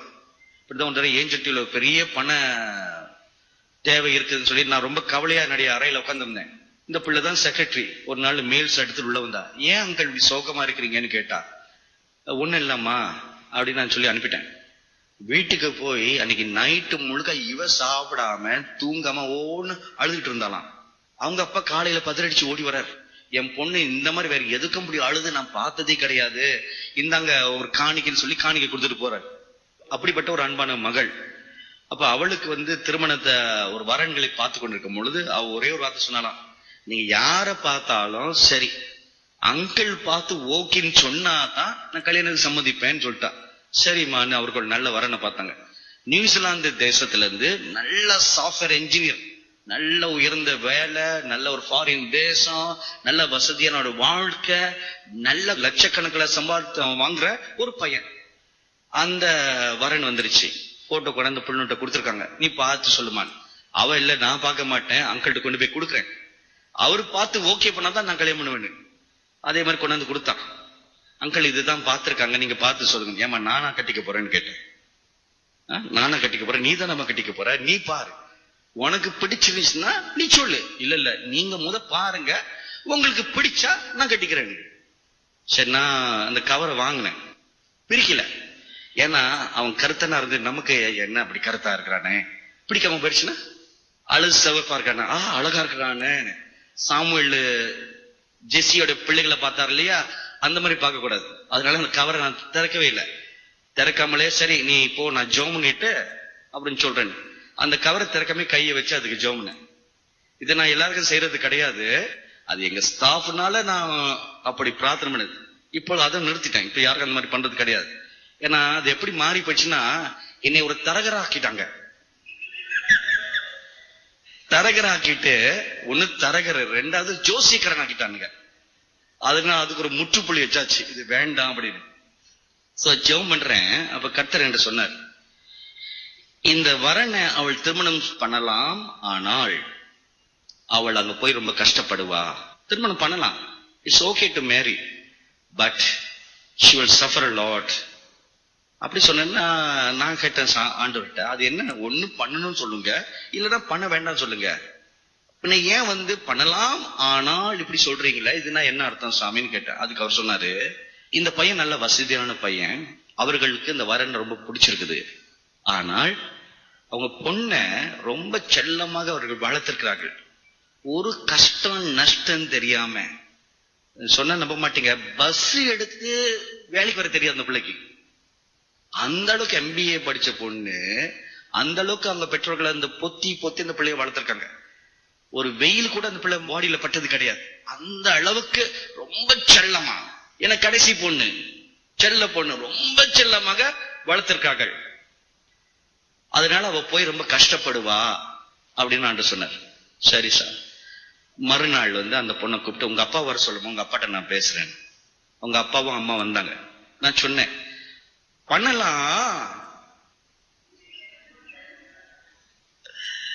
பண்ணக்கூடாது சொல்லல, ஆனா உங்க பொண்ணு ரொம்ப கஷ்டப்படுவா. ஆண்டவர் சொன்னது அப்படி சொன்னேன். நீங்களே முடிவு பண்ணிக்கங்க. நல்ல வாழ்க்கை தான், மாப்பிள்ளை நல்ல குணம் தான், நல்ல சாஃப்ட்வேர் இன்ஜினியர், நியூசிலாந்துல ஒரு தேசம், நல்ல பாலும் தேனும் வழிந்துடுற தேசம், நல்ல ஒரு வாழ்க்கை. நீங்களே முடிவு பண்ணிக்கங்க. இல்ல நீங்க சொல்லுங்க, நான் சொல்லக்கூடாது. நீங்களே முடிவு பண்ணுங்க. நல்லது கெட்டது 2 பாதம் உங்களுக்கு முன்னாடி வச்சாச்சுல்ல, இனி நீங்க முடிவு பண்ணிக்கங்கன்னு சொல்லிட்டேன். அதே மாதிரி அவர்கள் முடிவு பண்ணி பொண்ணை கட்டி கொடுக்கல. அதுக்கு பிறகு இன்னொரு வரன் வந்துச்சு. அதே மாதிரி போட்டோ கொண்டு வந்தாங்க. அந்த பொண்ணு என்னுடைய அறையின் கதவை திறந்து கையில அந்த கவரை பிடிச்சிட்டு உள்ள நடந்து வரா. உள்ள நடந்து வரும்போது கட்ட சொன்னார், அதுதான் அந்த வரன், அதை ஓகே பண்ண சொல்லுன்னு சொன்னார். நான் சொன்ன, ஓகேமா, இந்த பையனை நீ கல்யாணம் பண்ணலான்னு. நீங்க ஜெபம் பண்ணலையா? அது ஜெபம் பண்ணியாச்சு, போ, ஓகே, யூ கேன் மேரி. அந்த பையனை கல்யாணம் பண்ணி ரொம்ப சந்தோஷமாக அந்த அன்பு மகள் இதே சென்னை பட்டணத்துல வாழ்ந்து கொண்டு இருக்கிறார்கள். அப்ப பாருங்க, ஒரு கஷ்டம், ஒரு உபத்திரவம் அங்க இருக்குதுன்னு கர்த்தர் காட்டுறார். இப்ப அந்த பொண்ணு அதை மீறிட்டு போயிருந்தா இருக்கும், கஷ்டப்பட்டு நஷ்டப்பட்டு அவங்க முகத்திலே கண்ணீர் பார்க்காம வளர்ந்த ஒரு பொண்ணுடைய முகத்திலிருந்து கண்ணீர் ஆராய் ஓடுறத பார்த்துட்டு பெற்றோர்கள் சந்தோஷமாக இருப்பாங்களா? நிச்சயமாக இருக்க மாட்டாங்க. எனக்கும் என்னோட வேலை செய்யற பிள்ளைகள், அவங்களை நான் என் சொந்த பெத்த பிள்ளைகளை மாதிரி நான் நேசிக்கிறேன். எனக்கும் அவர்களுக்கும் ரத்த உறவு கிடையாது. ஆனா அவங்க முகம் வாடினா நான் ரொம்ப ஃபீல் பண்ணுவேன். ஏன் இந்த பிள்ளைகளோட முகம் இப்படி வாடி இருக்குது, ஏன் துக்கமா இருக்காங்க, ஏன் இன்னைக்கு சிரிக்கல, கூப்பிட்டு கேட்பேன், இன்னைக்கு ஏன் ஸ்மைல் பண்ணல, இன்னைக்கு ஏன் மூஞ்சி இப்படி தொங்கலா இருக்குது, என்ன காரணம், கூப்பிட்டு கேட்பேன். ஒரு ரத்த சம்மந்தம் இல்லாத நானே இப்படி ஃபீல் பண்ணால், ஒரு ரத்தமும் சதையினால் உண்டான ஒரு தாய் தகப்பனார் இப்படி ஃபீல் பண்ணுவாங்க. என்னை காட்டிலும் பல மடங்கு தானே ஃபீல் பண்ணுவாங்க. அதே போல கர்த்தர் என்ன நடக்க போகிறது என்று நமக்கு காண்பிக்கிறார். நீ நாம் செய்ய வேண்டிய காரியம் என்னவென்றால், நம்முடைய சபையில இருக்கிற நமக்கு தெரிஞ்ச சிறுவர்கள், வாலிபர்கள், வயோதிபர்கள் எல்லாரையும் சூழ ஒரு அணையை கட்ட வேண்டும். அவங்களுடைய வாழ்க்கை நல்ல பலமுள்ளதாக இருக்கிறதா ஒரு அனலைஸ் பண்ணணும், ஆராய்ஞ்சு பார்க்கணும். எங்கெங்க ஓட்ட இருக்குது நம்முடைய வாழ்க்கையில, சரிவுகள் எங்கெங்க இருக்குது, கர்த்தருக்கும் எனக்கும் செய்த உடன்படிக்கைகள்ல ஏதாவது குறைகள் இருக்கிறதா, ஏதாவது நான் மிஸ் பண்ணிருக்கிறேன்னா, நான் ஏதாவது ஒரு பொருத்தனை பண்ணிருப்பேன், ஒரு உடன்படிக்கை பண்ணிருப்பேன், அந்த உடன்படிக்கையை பொருத்தனைகளை நிறைவேற்றாமல் சரிவுகள் ஓட்டைகள் இருக்கிறதா, அதை பார்த்து அல்லது கர்த்தர் சொன்ன காரியத்தை முழுமையாக அதுல குறைகள் இருக்கிறதா, அவைகள் எல்லாம் சரிப்படுத்தி எல்லா ஓட்டைகளையும் அடைக்கணும். எல்லா ஓட்டையும் அடைச்சிட்டா நீங்கள் கர்த்தருக்குள் மறைந்திருப்பீர்கள். அதான் உன்னதமானவரின் மறைவில் இருக்கிறவன். இவைகள் ஓட்டையெல்லாம் அடைச்ச பிறகு அடுத்த ஒரு காரியம் செய்யணும், கர்த்தருக்குள் மறைந்திருக்கணும். அதுதான் உங்களுக்கும் தேவனுக்கும் இருக்க உறவு நல்ல பலப்பட வேண்டும். நம்முடைய முதல் அழைப்பு என்ன தெரியுமா? மகன் மகள் என்றுதான் முதல் அழைப்பு. அதுக்கு பிறகுதான் நாம் ஒரு பிலீவர். நம்முடைய ஃபர்ஸ்ட் கால். ஆதாம பாருங்க, அந்த பட்டியலை நீங்க படிச்சு பார்த்தா ஆதாம் யாருடைய புத்திரன் சொல்லுகிறது? The son of God என்று சொல்லப்படுகிறது. அதான் ஆதாமுடைய முதல் மனிதனுடைய ஒரிஜினல் ஆதி அழைப்பு. தேவனுடைய பிள்ளைகள் நீங்கள் ரட்சிக்கப்பட்ட புதுசுல அந்த நேரத்துல உங்களுக்குள் புத்திர ஸ்வீகாரத்தின் ஆவியை ஊற்றி நாம் தேவனை நோக்கி பார்த்து எபினேசரே, யெகோவா ஈரே, யெகோவா ஷாலம் என்று அழைக்கிறோம். இல்ல, அதுக்கு மாறாக அப்பா பிதாவே என்று தான் அழைக்கிறோம். இதான் நம்முடைய அழைப்பு. அப்பா பிதா, அப்பா பிதான்னா அப்பா மகன் என்ற உறவு அங்க இருக்கணும். அப்பா மகள் என்ற உறவு இருக்கணும். அந்த உறவு இருக்குதா அல்லது உறவு முறிந்து போயிருக்கிறதா? முறிந்து போயிருந்தால் அதை நல்லா பலப்படுத்தணும். இந்த ஆண்டுல உங்களுக்கும் தேவனுக்கும் இருக்க உறவு ஒரு விசுவாசி கடவுள் என்ற ஒரு உறவாக இருக்கக்கூடாது. ஒரு மகள் அப்பா, ஒரு மகன் அப்பா, அப்படிப்பட்ட ஒரு ஃபேமிலி ரிலேஷன்ஷிப், ஒரு குடும்ப உறவு இருக்க வேண்டும். நீங்க ஜெபத்துல வந்து முழங்கால் படிக்கும் போது ஒரு கிறிஸ்துவ கடமையை நான் நிறைவேற்ற வருகிறேன் என்று முழங்கால் போடக்கூடாது. பைபிளை திறந்து படிக்க உட்காரும் பொழுது ஒரு கிறிஸ்துவ கடமையை நிறைவேற்றணும். இல்லைன்னா பாசக்க படிக்க எத்தனை பேர் வேதத்தை வாசிக்கல, நம்ம கை தூக்க வேண்டியது வரணுமா வராதா? நான் ரட்சிக்கப்பட்ட புதுசுல எங்க பாஸ்டர் தான் எங்களுக்கு பைபிள் கிளாஸ் எல்லாம் எடுப்பாரு. சண்டே ஸ்கூலுக்கு போனா அவரு வந்த உடனே கேட்கிற முதல் கேள்வி, இந்த வாரம் முழுக்க யார் யார் பைபிள் படிச்சுங்க, யார் யார் பைபிள் படிக்கல, கையை தூக்கணும். எல்லாரும் கை தூக்கணும். பைபிள் படிக்கல எத்தனை பேர்? இப்படின்னு கை மெதுவா மேல போகும். இன்னைக்கு நம்ம பண்றோம்ல, இன்னைக்கு நம்ம பண்ற மாதிரி தான் நான் என் காலத்துலயும் பண்ணேன். இது இந்த சேட்டைகள்லாம் மாறாது. அது வாழையடி வாழையா போய்கிட்டே தான் இருக்கும். நம்ம பண்ற சேட்டைகள் இப்படி கை இப்படி மெதுவா போகும். சிலது வந்து இப்படி கை வந்து அப்படி வச்சுக்கிறது, பாஸ்டர் நான் தான் பாஸ்டர் அப்படின்னு. என்ன இதுக்காகவே என்ன செய்வேன்னா, போச்சு இந்த மனுஷன் கேட்பான், ஒழுங்கா படிச்சிருவோம். திங்கள் முதல் சனி வரை நல்லா படிச்சுட்டு ஒரு இடத்துல கேட்பாரு, படிச்சுங்களா? படிச்சேன் பாஸ்டர். கை தூக்குறது இதுக்காகவா? இல்ல. அப்ப வேதம் வந்து நம்முடைய அப்பாவுடைய இருதயம், அப்பாவுடைய இருதயத்தை அறிந்து கொள்வதற்கு, அப்பாவுடைய சிந்தியை அறிந்து கொள்வதற்கு, அப்பாவுடைய வீட்டில நடக்கிற விஷயங்களை அறிந்து கொள்வதற்கு வேதம். நம்ம அப்பா பத்தி அறிஞ்சு கொள்ளணும். நம்ம அப்பா அப்படிப்பட்டவர். இப்ப புதுசா ஒரு பொண்ணு கல்யாணமாகி புகுந்த வீட்டுக்கு போறான். அங்க இருக்கிற மாமியாரு, மாமனாரு, கொழுந்தியா, மச்சினிச்சி, மச்சான், அத்தான், கித்தான், பொத்தான் எல்லார பத்தி அறிஞ்சு கொள்ளுமா வேண்டாமா? சொல்லுங்க. இப்ப கிறிஸ்துமஸ்க்கு முன்பதாக எங்களுடைய ஒரு அன்பு பணிபுரிகின்ற ஒரு அன்பு மகள், அவளுக்கு ஒரு வயசாயிடுச்சு. நானும் ஒவ்வொரு முறை அந்த பிள்ளைக்கு ஊக்கமா ஜெபம் பண்ணிக்கிட்டே இருப்பேன். ஆண்டவரே இந்த பிள்ளைக்கு சீக்கிரம் இந்த வருஷத்துல கல்யாணம் நடக்கணும், அந்த வருஷத்துல கல்யாணம் நடக்கணும். ரொம்ப உண்மையும் உத்தமும் 8 வருஷமாக நமது ஊழியத்துல பணியாற்றுகிறார்கள். நல்ல அடக்க ஒடுக்கமான ஒரு பொண்ணு. யாராவது எனக்கு கல்யாண பத்திரிக்கை கொண்டு வந்து கொடுத்தா அதில் கை வச்சு ஜெபம் பொழுது, ஆண்டவரே இந்த பிள்ளைக்கு எப்போ கல்யாணம் நடக்க போகுது, இப்படிதான் என்னுடைய மனசு ஏங்கி கொண்டே இருக்கும். சோ கர்த்தருடைய அருளால ஒரு நல்ல ஒரு குடும்பம் வந்து இவ்வளவு பொண்ணு கேட்க வந்தாங்க. பொண்ணு கேட்க வந்தவங்க இங்க இந்த பிள்ளை பணிபுரிக்கிறா இல்லைன்னு தெரிஞ்ச உடனே முதல்ல என்னதான் பார்க்கணும்னு வந்தாங்க. சரின்னு வந்தாங்களா, எல்லாம் வந்தாங்க. நம்ம ஆபீஸ்க்கு வந்தாங்க.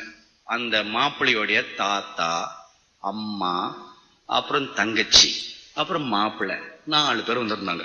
பொண்ணை பார்க்க வரணும். வந்துட்டாங்க. ஆபீஸ்ல உட்காந்துருக்காங்க. அப்ப அவர்கள் அவங்க குடும்பத்தை பத்தி மதங்கிட்ட சொல்றாங்க, அவங்க குடும்பம் எப்படிப்பட்டதுன்னு. மாப்பிள்ளை ஒருத்தரை தவிர மீது எல்லாருமே ஹிந்துக்கள். இப்படி பேசிக்கொண்டிருக்கும் பொழுது எனக்கு அவங்க பேச பேச அவங்களுடைய இருதயம்லாம் நல்லா தெரிய ஆரம்பிச்சிச்சு, அவங்க எப்படிப்பட்டவங்க. அதுல அந்த தாத்தா தான் நல்ல சூப்பரான கேரக்டர். எனக்கு ரொம்ப பிடிச்ச அந்த தாத்தா தான். 2 தாத்தாக்களை ஒன்னா சேர்ந்தாச்சு. அதனால தான் அவர் எங்கிட்டே பேசியிருந்தார். என்ன பேசிட்டு இருக்கும் பொழுது அவர் சொன்னாரு என்கிட்ட, எங்க வீட்டுக்கு வரப்போகின்ற மருமக சீரியஸை கொண்டு வரணும், இவ்வளவு பவுன் போட்டு நகை கொண்டு வரணும் என்று நாங்க எதிர்பார்க்கல. எங்க வீட்டுக்கு வர மருமக நல்ல குணசாலியாக இருக்கணும், எங்க மகளை போலவே அவளும் இருக்கணும் அப்படின்னு ஒரு வார்த்தை சொன்னார். நான் சொன்ன அந்த ஐயா பார்த்து, ஐயா எங்க வீட்டு பொண்ணு அப்படித்தான் நாங்க வளர்த்திருக்கோம், நீங்க எண்ணியதற்கும் மேல அவ இருப்பான், சொக்க தங்கம். எங்க ஒரு மகளை கொடுக்கல, நாங்க ஒரு தங்கத்தை தான் உங்கள்கிட்ட கொடுக்குறோம் அப்படி சொன்னேன். அதே மாதிரி ஒரு நல்ல குணம். இப்ப அவங்க எதிர்பார்த்ததுன்னா ஒரு மகளை எதிர்பார்த்தாங்க, ஒரு மருமகள் இல்ல. இப்போ உறவு, அண்டர்ஸ்டாண்டிங். அந்த நிச்சயத்தை அன்னைக்கு நான் தான் சொன்னேன். அந்த பொண்ணை பார்த்து சொன்னேன், இங்க பாருமா, இது வந்து உன்னுடைய மாமியார் இல்ல, உங்க அம்மா. அவர் வந்து உங்க தாத்தா இன் லாக்கு என்ன சொல்லுவாங்க, தாத்தா இன் லாக்கு தாத்தா தானா? சரி, இது வந்து உன்னுடைய தாத்தா இன் லா இல்ல, தாத்தா, அது வந்து உன்னுடைய கொழுந்தி அல்ல, உன் தங்கச்சி, உன் அக்கா, இப்படிதான் நீ பழகணும். அதே மாதிரி அந்த மாப்பிள்ளை கிட்டயும் சொன்னேன், இங்க பாரு நிக்கிறாங்கள, அது உன் மாமியார்ல உங்க அம்மா. இப்படி இருந்தா அது வந்து ஒரு உறவு.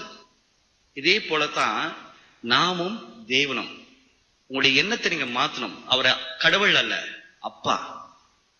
இந்த கான்செப்ட தான் ஆண்டவராக இயேசு கிறிஸ்து வந்து நமக்கு சொல்லி கொடுத்தார். அவரை கடவுள் என்று பார்க்காத, அப்பா என்று கூப்பிடு. அதனால்தான் நமக்கு ஜெபிக்க சொல்லி கொடுத்தார். பரலோகத்தில் இருக்கும் எங்கள் பிதாவே, கடவுள் அல்ல, பிதாவே, அப்பா என்று அழைக்கக்கூடிய ஒரு புதிய உறவு, ஒரு புதிய பந்தம், அந்த வழியை காண்பித்தார் ஆண்டவராக இயேசு. இந்த ஆண்டுல உங்களுக்கும் தேவனுக்கும் இருக்கிற உறவு அப்படிப்பட்ட ஒரு ஃபேமிலி, குடும்ப உறவாக நீங்கள் மாற்றி பலப்படுத்தி அதை உருவாக்க வேண்டும். இரண்டாவதாக, சிரியா நாட்டை குறித்து ஆண்டவரிடம் பேசினார். நான் இது வரைக்கும் நம்முடைய அழைப்புக்கு ஏற்றவாறு இஸ்ரேல் ஒரு தேசம் தான் நம்ம ரொம்ப போக்கஸ் பண்ணி ஜெபிக்கிறது உண்டு. இஸ்ரேல் தேசம் ரொம்ப முக்கியத்துவம் கொடுத்தது உண்டு. மத்திய கிழக்கு நாடுகள் வேற எந்த நாட்டுக்கு நான் முக்கியத்துவம் கொடுத்ததே கிடையாது. போக்கஸ் எல்லாமே இந்த இஸ்ரேல் தேசம் ஒன்று தான். ஆனா திடீரென்று கர்த்தர் எனக்கு பேசும்பொழுது சிரியா தேசத்தை குறித்து பேசினார். சிரியாவில் கதரும் பச்சளங்களின் சத்தம் என் காதில் எட்டி உள்ளது. அது சொல்லும் பொழுது ஒரு தரிசனம் நான் பார்க்கிறேன். அந்த தரிசனத்துல ஒரு சிறு பிள்ளை, 2-3 வயசு பிள்ளை, அது தன்னுடைய இரு கரங்களையும் அப்படியே, அதுக்கு முன்பதாக ஆண்டவர் நிற்கிறார். ஆண்டவரை நோக்கி கரங்களை ஏந்தி கொண்டு அந்த குழந்தை, அந்த சின்ன பிள்ளை கர்த்தரை பார்த்து இப்படி சொன்னுச்சு, தாமதம் ஏனோ, இன்னும் எத்தனை நாள், எப்பொழுது எங்களை காப்பாத்துவீர்? இப்படி கதறி அழுது அந்த ஒரு வார்த்தை கேட்குது. அதே சீரிய நாட்டுல தான் சின்ன சின்ன பிள்ளைகளை கழுத்தை வெட்டி சதைய சுக்கு நூறாக கசாப்பு கடையில வெட்டுற மாதிரி பீஸாக வெட்டி வீதிகளை தூக்கி வீசிருக்காங்க. சின்ன பிள்ளைகளுடைய கழுத்தை வெட்டி சரீரங்களை வெட்டி ஒரு கார்பந்தாட்டம், ஃபுட்பால் ஆடுவதை போல கிரவுண்ட்ல போட்டு ஆடி இருக்காங்க. இதெல்லாம் இங்க நடந்துச்சுன்னா சீரியால நடந்திருக்குது. இப்பொழுது ஒரு சின்ன பிள்ளை ஆண்டவர் அப்படி கரங்களை நோக்கி, தாமதம் ஏனோ, இன்னும் எத்தனை நாள், இன்னும் எத்தனை நாள், எப்பொழுது எங்களை காப்பாற்றுவீர்? வெளிப்படுத்தின விசேஷம் 6வது அதிகாரத்தை நீங்கள் வாசித்து பார்த்தால் அங்கே 5வது முத்திரை உடைக்கப்படும் பொழுது இரத்த சாட்சிகளின் ஆத்துமாக்கள் பரலோகத்துல நின்று கொண்டு, ஒரு திரளான கூட்ட இரத்த சாட்சிகள் கரங்களை உயர்த்தி கொண்டு ஆண்டவரை பார்த்து, தாமதம் என்னோ, இன்னும் எத்தனை நாள் ஆண்டவரே, எங்கள் நிமித்தம் நீர் பழி வாங்காமல் பொறுமையாக இருப்பீர் என்று இரத்த சாட்சிகளின் கூட்டங்கள் கதறிக்கொண்டிருக்கிறதாம். இந்த பச்சிளம் குழந்தையோட சத்தத்தை தேவன் கேட்டு, இயேசு கிறிஸ்து நான் பார்த்து கொண்டிருக்கிறேன், ஒரு மேய்ப்பன் ஒரு சின்ன ஆட்டை தூக்கி தோளில சுமப்பதை போல அந்த சின்ன பிள்ளையை தூக்கி மார்போடு அணைத்து கொண்டு இப்படி சொன்னார், இன்னும் கொஞ்சம் காலம் பொறுமையாக இருங்க, என் சேனை ஆயத்தமாகிக் கொண்டு இருக்கு, என் பிதாவின் வேலைக்காய் நான் காத்திருக்கிறேன், என் போர் ஆயுதங்களை நான் தருவேன், என் குதிரைகள் இந்த மண்ணில் கால் வைப்பார்கள், அப்பொழுது இந்த மண்ணு தன் வாயை திறந்து அதில் நடந்த கொடுமையை சொல்லும், அப்பொழுது நான் வேட்டையாடுவேன், பழி வாங்குவேன், அதுவரை சற்று பொறுமையாய் இரும் என்று சொல்லி அந்த சின்ன பிள்ளைய கன்னத்துல முத்தம் கொடுத்து கீழே தரையில வைத்தார். அங்க பார்த்தா ஒரு கூட்டம் தேவதூதர்கள் நின்று கொண்டிருந்தார்கள்.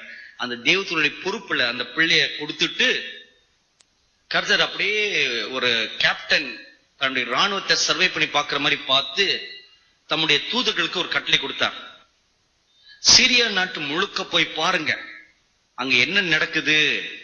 மிக குறிப்பாக இந்த ஐசிஸ் தீவிரவாத அமைப்பினால் என்னென்ன தீமைகள் அந்த தேசத்தில் நடந்து கொண்டு இருக்கிறது எங்கெல்லாம் இன்னசென்ட் பிளட், குற்றம் இல்லாத ரத்தம் சிந்தப்பட்டு உள்ளது என்று பார்த்துட்டு அப்படி சொல்றாரு, இன்னும் கொஞ்ச காலம் என் பட்டயத்தை நான் இந்த தேசத்தில் உயர்த்தி பிடிப்பேன்.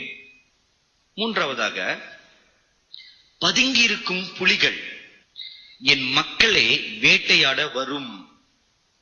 இது எந்த தேசத்தை குறித்து சொன்னார்னு எனக்கு புரியல, அது ஓமையாக கட்ட சொன்னாரு. இதை நம்ம ஒன்றொன்றாக அசை போட்டு அதை பிரித்து பார்க்கணும்.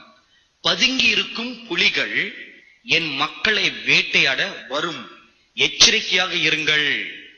சொல்லும் பொழுது என்னுடைய ஆவில நான் அப்பொழுது என்ன உணர்ந்தேன் என்றால், இந்தியா தேசத்துல நடக்கிற உபத்திரவங்கள் இனி அது அதிகரிக்க போகிறது என்று என்னுடைய உள்ளத்துல அப்பொழுது நான் அது உணர்ந்தேன். சென்ற ஆண்டு நவம்பர் மாதம் 7ஆம் தேதி டெல்லி பட்டணத்துல ஊழியம் செய்து கொண்டிருக்கும் பொழுது, ஒரு நாள் இரவு நான் ஜெபித்துக் கொண்டிருக்கும் பொழுது கர்த்தருடைய வார்த்தை எனக்கு உண்டானது.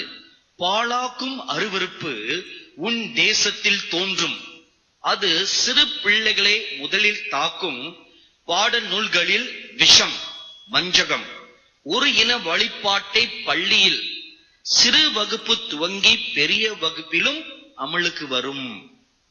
இதை கர்த்தர் பேசும் பொழுது மத்திய அரசாங்கத்திலிருந்து பாடநூல்ல மாற்றத்தை கொண்டு வரணும் என்ற தீர்மானம் எடுக்கல.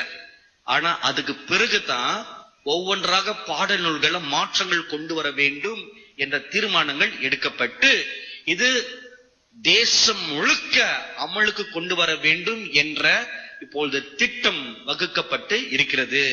எல்லா மாநிலத்தில் உள்ள பள்ளிகளிலும் சமஸ்கிருத மொழி தான் எல்லாரும் படிக்கணும், எல்லாரும் ஹிந்தி மொழியில தான் பேசணும் என்ற ஒரு நிர்பந்தம் ஒன்று கொஞ்சம் கொஞ்சமா இப்ப வர ஆரம்பிச்சிருச்சு. பாடநூல்களும் மாற்றப்படுகிறது. இந்து மார்க்கத்துக்கு ஏதுவாக, ஒரு இன வழிபாட்டுக்கு ஏதுவாக, சாதகமாக எல்லாமே மாறிக்கொண்டு வருகிறது. நாலாவது, கற்புள்ள கணிகைகள் போல உங்கள் ஆத்துமாக்களை பாதுகாத்துக் கொள்ளுங்கள். ஒரு கற்புள்ள கன்னிகை எப்படி தன் கற்பை பாதுகாத்துக் கொள்ளுவா? எது வேணாலும் விட்டு கொடுப்பா, தன் உயிரை கூட விட்டு கொடுப்பா.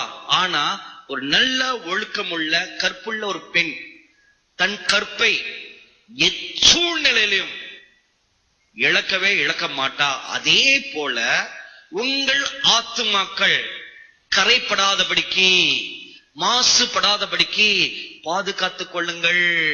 தூய்மையாக கற்புள்ள ஸ்திரீ தன் கற்பை பாதுகாப்பதை போல, guard the virginity of your soul.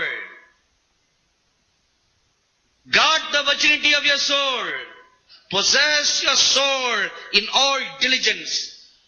உங்கள் ஆத்துமாக்களே காத்துக்கொள்ளுங்கள், காத்துக்கொள்ளுங்கள் என்று வேதம் சொல்லுகிறது. ஏன் கற்புள்ள கணிகையில போல நம் ஆத்துமாவை காத்துக்கொள்ள வேண்டுமா? ஏனென்றால் விசுவாச துரோகம் உண்டாக போகிறது. சூடான அக்னியில் புடமிட மனம் இல்லாமல் தங்கள் விசுவாசத்தை மறுதலிப்பார்கள் பலர். இந்த வார்த்தையை பேசும்போதுக்கு இந்த டெல்லியில இருக்கும் போது தான் கட்ட வெளிப்படுத்தினாரு. அப்ப இந்த கார்வாப்சி என்ற ஒரு பங்கன் எதுவும் நடத்தப்படல. அதுக்கு பிறகுதான் இந்த கார்வாப்சி இப்ப நடத்த ஆரம்பிச்சுட்டாங்க.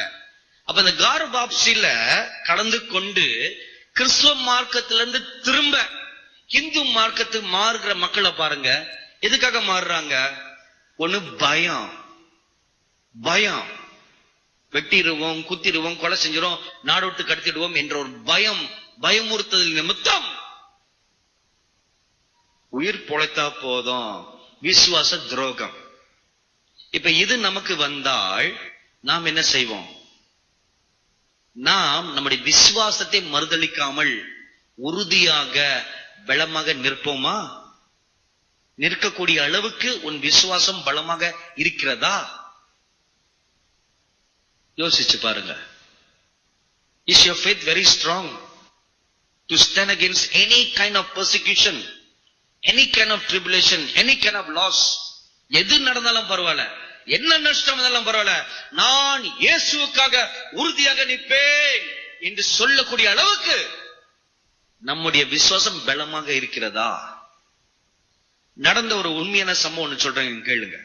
இது சமீபத்துல என்னுடைய Facebookல யாரோ ஒரு இளைஞன் இந்த ஒரு போஸ்டிங்க, ஒரு வீடியோ போஸ்ட் பண்ணியிருந்தார். இது உண்மையாக நடந்த ஒரு சம்பவம். சிரியா நாட்டுல நடந்த ஒரு சம்பவம். ஒரு கிறிஸ்துவ குடும்பம், அப்பா அம்மா 2 பிள்ளைங்க. ஒண்ணுக்கு 8 வயசு, இன்னொன்னுக்கு 5 வயசு இருக்குன்னு நினைக்கிறேன். இந்த குடும்பம் நல்ல பக்தியான ஒரு கிறிஸ்தவ குடும்பம். ஒரு நாள் அந்த தாயார் அவங்களாம் சின்ன பொண்ணு தான், யங் லேடி, ஜெபம் பண்ணி கொண்டு இருந்தாங்களாம். ஜெபம் பண்ணி கொண்டு இருக்கும்போது கர்த்தர் பேசுறார், உன்னை முழுமையாக எனக்கு அர்ப்பணம் பண்ணுவாயா, என்னுடைய பலிபீடத்தின் மேல் அர்ப்பணம் பண்ணுவாயா என்று கர்த்தர் கேட்கிறார். உடனே எஸ் லார்ட், என்னுடைய ஜீவன் உமக்கு தான் சுவாமி, என்னை முழுமையாக உடைய பலிபீடத்தின் மேல் நான் அர்ப்பணம் செய்கிறேன். ஓகே. 2 நாள் கழித்து திரும்ப ஜெபம் பண்ணிட்டு இருக்காங்க. கர்த்தருடைய குரல் கேக்குதான், உன் கணவனை அந்த பலிபீடத்தின் மேல் நீ அர்ப்பணம் செய்வாயா? கேட்ட உடனே கொஞ்சம் அப்படி மாதிரி தயங்கினாங்க. நான் அந்த வீடியோ பார்க்கும்போது கவனிச்சேன், அவளை பத்தி கேட்கும் பொழுது உடனே சொல்லிட்டாங்க. புருஷனை பத்தி கேட்கும் பொழுது கொஞ்சம் அப்படி தயங்குறாங்க. கொஞ்சம் பிரேக் அடிச்சு பிரேயரை ஸ்டாப் பண்ணிட்டாங்க. பிரேயரை ஸ்டாப் பண்ணிட்டு புருஷன் கிட்ட போய், புருஷா அப்படித்தானே சொல்லுவாங்க. நீங்களும் அப்படி சொல்ல மாட்டீங்களோ? உங்களுக்குலாம் அன்பு இல்லை, அதான் அன்புள்ளவர்களா புருஷா இந்த மாதிரி நான் ஜெபம் பண்ணும் பொழுது கர்த்தர் இப்படி கேட்டாரு, நீர் என்ன சொல்றீர் கேட்க அவரு எஸ் வை நாட், ஆண்டவர் கேட்கிறார்ல, வாழ்வதும் தேவனுக்கே சாவதும் தேவனுக்கே என்று அவர் சொல்லிட்டார். சரி, 2 பேரும் கையை கோத்து கொண்டு முழங்கால் போட்டு ஒரு அர்ப்பணம், ஒரு டெடிகேஷன், ஒரு கான்சென்ட்ரேஷன் பிரேயர் பண்ணிட்டாங்க. 2 நாள் கழிச்சு இந்த அம்மா ஜெபம் பண்ணி கொண்டிருக்கும் பொழுது கர்த்தருடைய குரல் வருதான், உன்னுடைய 2 செல்ல பிள்ளைங்களை நீ அந்த பலிபீடத்தின் மேல் அர்ப்பணம் பண்ணுவாயா? கேட்ட உடனே ஒரு ஷாக் ஆயிடுச்சு. என் ஜீவனை கேட்டீர் சுவாமி, ஓகே. என் புருஷனை கேட்டீர், அதுவும் ஓகே. இப்போ வாழ பிறந்த என் பச்சிளம் பிள்ளைங்க, சின்ன பிள்ளைங்க சுவாமி, அவங்களையுமா நீ கேட்கிறீர்? அவங்க வாழக்கூடாதா? ஒரு சின்ன ஒரு பெரிய போராட்டம் அந்த அம்மாக்குள்ள வந்துருச்சு. 3 நாள் 5 நாள் யார்கிட்டையும் இந்த சொல்லாம பிள்ளைங்களை ஒவ்வொரு நாளும் இப்படி பிள்ளைங்களை பார்த்துக்கிட்டே இருப்பாங்க. ஐயோ, பிள்ளை வரும்போது போகும்போது கொஞ்சம் போது பிள்ளைங்க ஓடி வந்து அம்மா மடியில உட்காரும் போது அப்பாவுடைய கழுத்து பிடிக்கும்போது இப்படி ஒவ்வொரு நாள் அப்படி ஏக்கத்தோடு பார்த்துக்கிட்டே இருக்கிறது. இப்படி ஒரு அன்பை பிள்ளைங்களை இழக்கணுமா அப்படி ஒவ்வொரு நாளும் யோசிப்பாங்க. பிறகு ஒரு நாள் இந்த 2 பிள்ளைங்களையும் அழைத்து, பாருங்க செல்லங்களா, நம்ம வீட்டுக்கு சில முகமுடி அணிந்த தீவிரவாதிகள் வரலாம். அவங்க வந்து கொடியவர்கள், அவங்க வந்து அப்பாவை வெட்டி அம்மாவையும் வெட்டி, நாங்க 2 பேரும் ரத்த வெள்ளத்துல இருந்தாலும் நீங்க என்ன நடந்தாலும் இயேசு கிறிஸ்துவை மறுதலிக்க கூடாது. நீங்க மாத்திரம் உறுதியாக உங்களுடைய விசுவாசத்தை காத்து கொள்ளணும். அப்பாவையும் வெட்டும் பொழுது அம்மாவையும் வெட்டும் பொழுது கண்ணை திறந்து பாத்துறாத, கண்ணுக்கு இருக்க முடிக்கும், கண் பார்க்காத, கண்ணை முடிக்கும். ஆனா கொஞ்ச நேரம் கழிச்சு உன் கழுத்தை கத்தி கொண்டு வைப்பாங்க, வச்சுட்டு நீ மறுதளிப்பாயான்னு கேட்பாங்க. அந்த நேரத்துல உன் கண்ணை திறந்து உன்னுடைய கொடியவனை பார்த்து, Jesus loves you, I forgive you என்று மாத்திரம் சொல்லு அப்படின்னு சொல்லி கொடுத்துட்டாங்க. அந்த 2 பிள்ளைங்களும் நல்லா புரிஞ்சிருச்சு. இப்ப நம்ம வாரியஸ்ல சொல்லி கொடுக்கணும்ல, நம்ம வீரர் ரத்த சாட்சிகளாக, அந்த மாதிரி அந்த அம்மாமார்களும் சொல்லி கொடுத்துட்டாங்க. அந்த 2 பிள்ளைகளும் okay mummy will do it. குடும்பமாக 4 பேரும் கையை கோத்து கொண்டு முழங்கால் படியிட்டு ஒரு அர்ப்பணம் பிரேயர் பண்ணி முடிச்சுட்டாங்க. அதே சொல்லி 3வது நாள் வந்துட்டான் 2 முகமுடி அணிந்த முஸ்லிம் தீவிரவாதிகள். அதே போல கேள்வி, மறுதலிக்கிறையா? நோ, வெட்டு, ஒரே வெட்டு. தலை துண்டிக்கப்பட்டு புருஷன் ரத்த வெள்ளத்துல கல் விழுந்தார். அடுத்து மனை திரும்பினா, நீ என்ன சொல்ற? ஒரே வெட்டு. இந்த 2 பிள்ளைங்க அப்படியே பார்த்து திகைச்சு ஷாக். அப்பாவே அம்மாவும் கண்ணு முன்னாடி வெட்டுனா அப்படி இருக்கும். நீ பயம், ஷாக்கு, ரத்த வெள்ளம். திடீர்னு அந்த நேரத்துல அந்த அக்காவுக்கு அம்மா சொன்ன வார்த்தை என்னன்னு கண்ணு முடிக்கிட்டான். 2 பேரும் அப்படியே துடிக்கிறாங்க, அப்பா அம்மா ரத்த வெள்ளத்துல. பிறகு அதே மாதிரி கொஞ்ச நேரம் பார்த்தா இவ கழுத்துல கத்தி கொண்டு வந்து வச்ச ஒரு ஃபீலிங், உணர்வு, மறுதலிக்கிறியா? கண்ணை இருக்க மூடிக்கிட்டான். நல்ல கழுத்துல கத்தி வச்சு அப்படியே அணுக்குறான். அந்த நேரத்துல அம்மா சொன்ன வார்த்தைகளோட நினைவு வருது, ஜீசஸ் லவ்ஸ் யூ என்று சொல்லுன்னு. அந்த கொடியனை பார்த்து, Jesus loves you, I forgive you. ஒரே வெட்டு. அக்கா கிழவுல ஒரு குடும்பம், 4 பேர் குடும்பம் ரத்த சாட்சியாக மரித்தார்கள். இப்ப நான் உங்கள்ட்ட ஒரு கேள்வி கேட்கிறேன். இதே ஒரு காரியம் உங்க வீட்டுல நடக்குது, நீங்க என்ன செய்வீங்க? என்ன செய்வ? பாப்பா இவ்வளவு அழகான பாப்பா இருக்குது உனக்கு, வெட்டட்டும் சொல்லுங்களா? இந்த கேள்விய நான் நம்ம ஆபீஸ் ஸ்டாஃப் எல்லார்ட்டையும் கேட்டேன். புதுசா 2 ஸ்டாஃப்களுக்கு புதுசா குழந்தை பிறந்திருக்கு. கேட்டேன் அந்த கேள்விய. அப்படியே வாய் திறக்காம அமைதியா நின்னாங்க. அதான் உண்மை. அவங்க நடிக்கல, என்ன சொல்றதுன்னு தெரியல, எப்படி ரியாக்ட் பண்றது ஓகே சொல்லக்கூடிய ஒரு தைரியம் வரல. ஆனா இப்படி நம்ம இருக்க கூடாது. இது நடக்க போகுது. உபத்திரவ காலத்துக்கு நாம் ஆயத்தப்பட வேண்டும். இதான் கர்த்தர் எனக்கு சொன்ன ஒரு காரியம். டெல்லி பட்டத்துல நான் இருக்கும் பொழுது இதான் கர்த்தர் எனக்கு கொடுத்த ஒரு கட்டளை. Prepare the people for persecution. Prepare them for tribulation.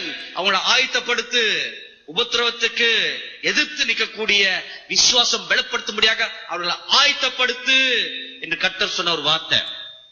இந்த வருகிற வருஷத்துல அதுக்குண்டான புது நிகழ்ச்சிகளை நம்ம தயாரிக்க போகின்றோம். விசுவாசம் பலப்படும்படியாக என்ன நடந்தாலும் ஓகே. தானியேல் 3வது அதிகாரத்தை வாசித்து பாருங்க.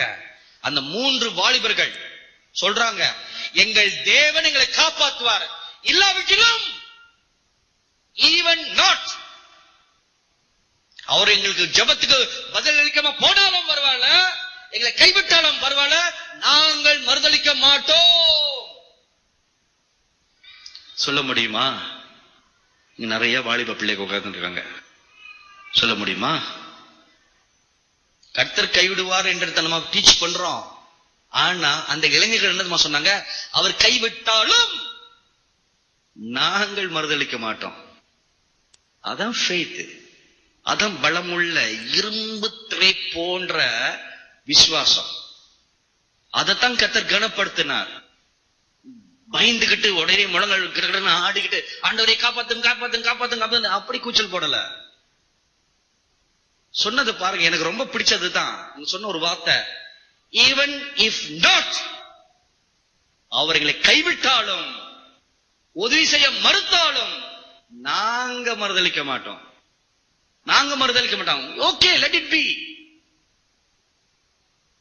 இப்ப இதுதான் இன்றைக்கு இருக்கிற இந்த 21ஆம் நூற்றாண்டின் விசுவாசம். இதுதான் கர்த்தர் ஆஸ்வதிக்கணும் ஆஸ்வதிக்கணும் இப்படி கேட்டு கேட்டு கேட்டு கெட்டு போயிட்டோம். நம்ம கேட்டா கர்த்தர் கொடுக்கணும். இப்படிப்பட்ட ஒரு டீச்சிங்க கேட்டு கேட்டு கேட்டு கேட்டு நம்ம அப்படியே நமக்கு எல்லாருக்கும் ஆவிக்குரிய டயபெட்டிஸ் இருக்குது, சுகர் இல்ல. Be ready to accept a no from God. இந்த மாதிரி நம்ம சொல்லி கேள்விப்பட்டிருக்கோமா? அது தானியேல் இந்த 3 நண்பர்களுடைய விசுவாசத்தை பாருங்க. இதுதான் அந்த 3 பேரும் உங்களுக்கு எல்லாருக்கும் ஒரு ரோல் மாடலா இருக்கணும். உங்களுடைய திட்ட விசுவாசம் பாருங்க. Our God is able to help us, but if not, we will not bow down to that idol. என்னுடைய கோல் இந்த ஆண்டுல இப்படிப்பட்ட வாலிபர்களை உருவாக்கணும். ஆமென். இதுதான் இனி இந்த ஆண்டுல எங்களுடைய எல்லா வாலிப கூட்டத்திலும் இப்படிப்பட்ட நல்ல தைரியம் உள்ள பலம் உள்ள யுத்த வீரர்களுக்கு ஒத்த விசுவாசம் நிறைந்த இளைஞர்களை வாலிபர்களை உருவாக்கணும். எப்படிப்பட்டவர்களாம் தேவை. விசுவாசம் இல்லையா, நீ ஒரு பயந்தாங்கோழி. அடுத்து என்ன நடக்கும்? முத்திரை வாங்குற முதல் ஆளா நீங்க தான் இருப்பீங்க. ஆமேன். ஏன் ஆமேன் சொல்ல மாட்டீங்க? பயம் வந்துருச்சா? இப்ப பாருங்க, இந்த காலம் வெகு தூரம் இல்ல, நம்ம வாசலாண்டியில வந்துருச்சு இந்த காலங்கள். விசுவாச துரோகம் முந்திக் கொள்ளாமல் இருக்க. இப்ப நான் கேட்கிறேன், அந்த ஒரு தேவதூது என்கிட்ட பேசியிருக்கிறாரு. விசுவாச துரோகம் உண்டாக போகிறது, சூடான அக்னியில் புடமிட மனம் இல்லாமல் தங்கள் விசுவாசத்தை மறுதளிப்பார்கள் பலர். அப்ப நாங்க என்ன செய்யணும்? எப்படி நாங்கள் எங்கள் விசுவாசத்தை காத்துக் கொள்வது? அப்ப எங்களுக்கு என்ன பாதுகாப்பு இருக்குது என்று நான் கேட்க அவரு கொடுத்த ஒரு ஆலோசனை, விசுவாச துரோகம் முந்திக் கொள்ளாமல் இருக்க அக்னி பரீட்சைக்கு ஆயத்தப்பட வேண்டும். Be ready for persecution. Be ready for tribulation. இதுக்கு ஆயத்தப்பட வேண்டும்.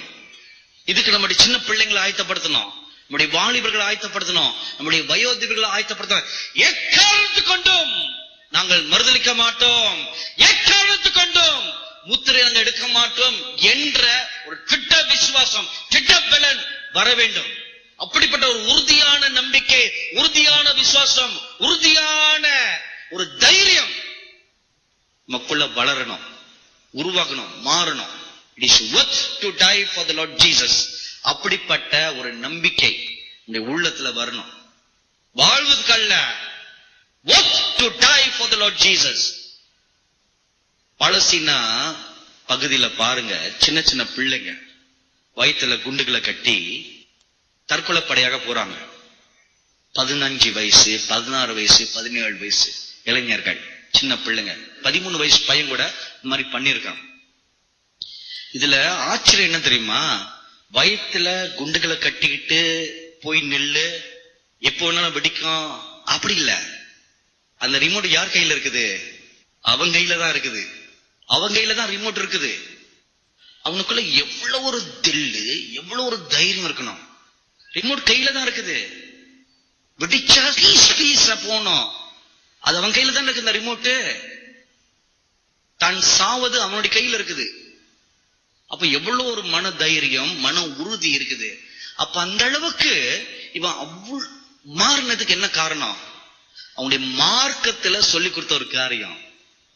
அல்லாஹ்வுக்காக மரிப்பது மேன்மையான காரியம் என்று தாய் பால் கொடுக்கும் பொழுது சொல்லி சொல்லியே வளர்க்கிறா. மார்பில பால் குடிக்கிற தாய், குழந்தைக்கு தாய் சொல்லி சொல்லி வளர்ப்பாளாம். அத அல்லாஹ்வுக்காக சாவது மேல், யூதர்கள் நாய்கள், யூதர்களை கொல்ல வேண்டும், சொல்லி சொல்லி சொல்லி எல்லா பாலிசின தாய்களும் தன் பிள்ளைகளை வளர்க்கிறாங்களாம். அங்க மசூதிக்கு போனா இதே டீச்சிங், எல்லா இளைஞர்களும் இதே டீச்சிங். நீ தற்கொலை படையாக மாறுவது அல்லாஹ்வுக்கு நீ செய்யற பெரிய சேவை என்று இதை கேட்டு கேட்டு கேட்டு அவன் தன் ஜீவனை அர்ப்பணம் செய்கிறான். எதுக்கு? நரகத்துக்கு போறதுக்கு. ஆனால் உங்களுக்கு இருக்கிற பாக்கியம் என்ன? மோட்சம். ஆமென். உங்களுக்கு மோட்சம் கேரண்டீட். இவ்வளவு கேரண்டி இருக்கிற ஒரு நித்திய ஜீவனுக்காக நாம் என்ன செய்யறோம்? அதை அற்பமாக உதறி தள்ளி உலக ஆசா பாசங்களுக்கு இடம் கொடுத்துட்டு மேட்டிமே போறாம வன்கண்ணனுக்கு பூமியில மண்ணு மேல ஆசை, பொண்ணு மேல ஆசை, புகழ் மேல ஆசை, பொருள்கள் மேல ஆசை, இப்படிதான் நம்முடைய ஆசைகள் பெருமைகள்லாம் வளர்த்து கொண்டே போகிறோம். இது மாறணும். You must get ready to meet the Lord your God. உங்கள் தேவனை சந்திக்க நீங்கள் ஆயத்தப்படுங்கள். இங்க ஊழியத்துல ஒரு ஜெப பங்காளி இருக்காங்க, நல்ல வயசு நிறைஞ்ச ஒரு தாயா. இந்த 1ஆம் தேதி அன்று நான் ஜெபத்துல இருக்கும் பொழுது திடீர்னு நான் வந்து பல காரியங்களை பேசிக்கொண்டு இருக்கும் பொழுது அவங்கள பார்த்து சொல்றார், tell her to prepare to meet me. என்னை சந்திக்க ஆயத்தப்படும்படி, இனி மிஞ்சி இருக்கிற நாட்கள்ல என்னை சந்திக்க முடியும் அவர்களை ஆயத்தப்பட சொல்லு அப்படி சொல்றார். அப்ப தேவனை சந்திக்க நாம் ஆயத்தப்பட வேண்டும். உன் தேவன் அப்படிப்பட்ட பரிசுத்தர், நீதி நிறைந்தவர், பூர்ண சற்குணம் உள்ளவர். அவரை போல நாம் இருக்க வேண்டாமா? அதான் நம்முடைய கோல், நம்முடைய லட்சியம். அதை போல நம்ம மாற வேண்டும். சபைகள் ஒன்றாக இணைந்தால் எதிர்த்து வரும் சர்ப்பம், அது சொல்லும் பொழுது பார்க்கிறேன், ஒரு நல்ல கருப்பு நிறமுள்ள ஒரு டிராகன், ஒரு சர்ப்பம், அது வந்து அங்க நிக்குது. அந்த சர்ப்பத்தை ஜெயிக்கலாம். சபைகள் எல்லாம் ஒன்றாக இணைந்தால் இந்த வரும் கருப்பு நிற சர்ப்பத்தை எதிர்த்து ஜெயிக்கலாம். ஒற்றுமையே வெல்லும். 5வதாக, பரிசுத்த குலைச்சல் உண்டாக்கும் ஆக்கினை வரப்போகிறது. பரிசுத்த குலைச்சல் உண்டாக்கும் ஆக்கினை வரப்போகிறது. இந்த முஸ்லிம் இயக்கங்கள் பாத்தீங்கன்னா லவ் ஜிஹாட் என்ற ஒரு காதல் போர் நடத்தி வருகிறார்கள். அது எத்தனை பேருக்கு உங்களுக்கு தெரியும்னு எனக்கு தெரியாது, ஒருவேளை எல்லாருக்கும் தெரிஞ்சுக்கலாம். ஒரு முஸ்லிம் இளைஞன் ஒரு ஹிந்து பொண்ணை காதலிச்சு அவளை கர்ப்பமாக்கி வேற வழி இல்லாம இவனை தான் கல்யாணம் பண்ணணும் என்ற ஒரு நிபந்தனையை உண்டாக்கி வச்சுட்டா இந்த ஹிந்து பொண்ணு இவனை திருமணம் செய்வதற்கு மதம் மாறணும். இது பேர் தான் லவ் ஜிஹாட். இப்படி அநேக முஸ்லிம் ஆண்கள் அங்கங்க போய் இந்த கிறிஸ்தவ பசங்க, ஹிந்து பசங்க, பெண்கள் இவங்களை டார்கெட் பண்ணி காதல் என்ற வலையில சிக்க வச்சு அதுக்கப்புறம் தன்னுடைய சரீரத்தை அவங்களுக்கு கொடுத்து அது கர்ப்பமான பிறகு இனி வேற வழி இல்லாம திருமணம் பண்ணி தான் ஆகணும். அப்படி ஒரு கட்டாயம் வரும் பொழுது இவங்க வேற வழி இல்லாமல் மதம் மாறிதான் ஆகணும். இதுதான் லவ் ஜிஹாட். இத பார்த்துட்டு இப்பொழுது இந்த பஜ்ரங் தாள், RSS இயக்கங்கள், VHP சேர்ந்து இவர்களும் அதே போல ஒரு ஹிந்து லவ் ஜிஹாட் அவங்க ஒண்ணு ஆரம்பிச்சிருக்காங்க. அது டிசம்பர் மாசம் தான் தூங்கிச்சு. இப்ப ஹிந்து பசங்களை அனுப்பி முஸ்லிம் பிள்ளைங்க, கிறிஸ்தவ பிள்ளைங்களை காதலிச்சு அவங்களை இதே மாதிரி கான்செப்ட்ல அவங்கள திரும்ப மதம் மாற வைக்க வேண்டும்.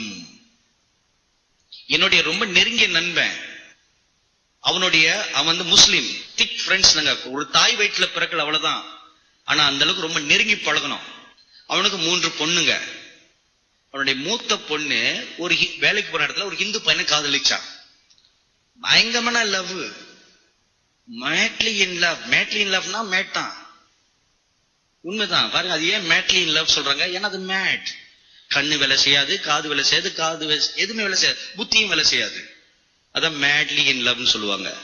மேட்லி இன் லவ் ஆனோன்னு அப்பாவை தூக்கி போட்டா, அம்மா தூக்கி போட்டா, கட்டுனா நான் இவனை தான் கட்டுவேன், இல்லைன்னா எனக்கு நீங்க வேண்டான்னு சொல்லிட்டான்.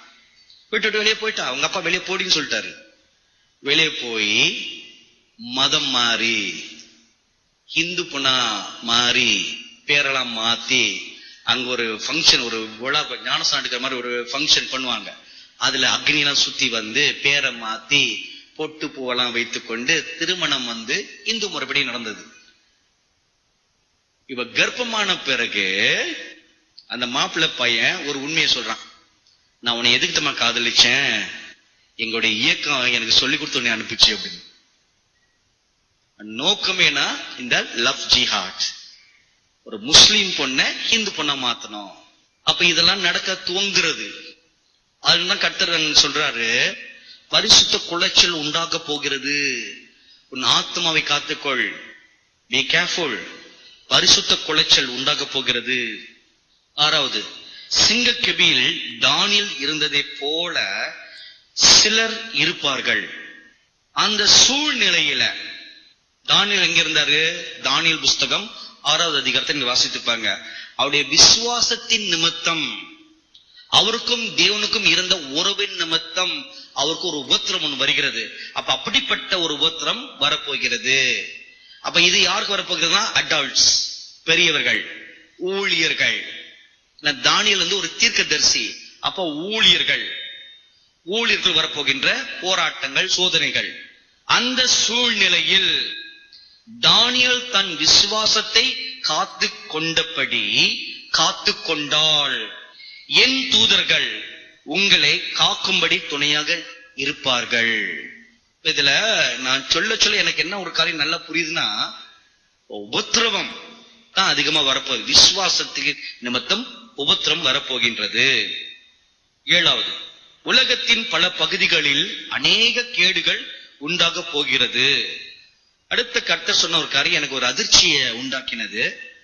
இத சொல்லலாமா சொல்லக்கூடாதா நான் ரொம்ப தயங்கிக்கிட்டே இருந்தேன். சரி, கால் பண்ணனா முளம் போனா இருக்கிற ஒரு ஜீவன் போவதும் முடிவு பண்ணியாச்சு. இந்த போப் ஆண்டவரை குறித்து கர்த்தர் பேசினார். நான் அவரை பத்தி சிந்திக்கிறதே கிடையாது.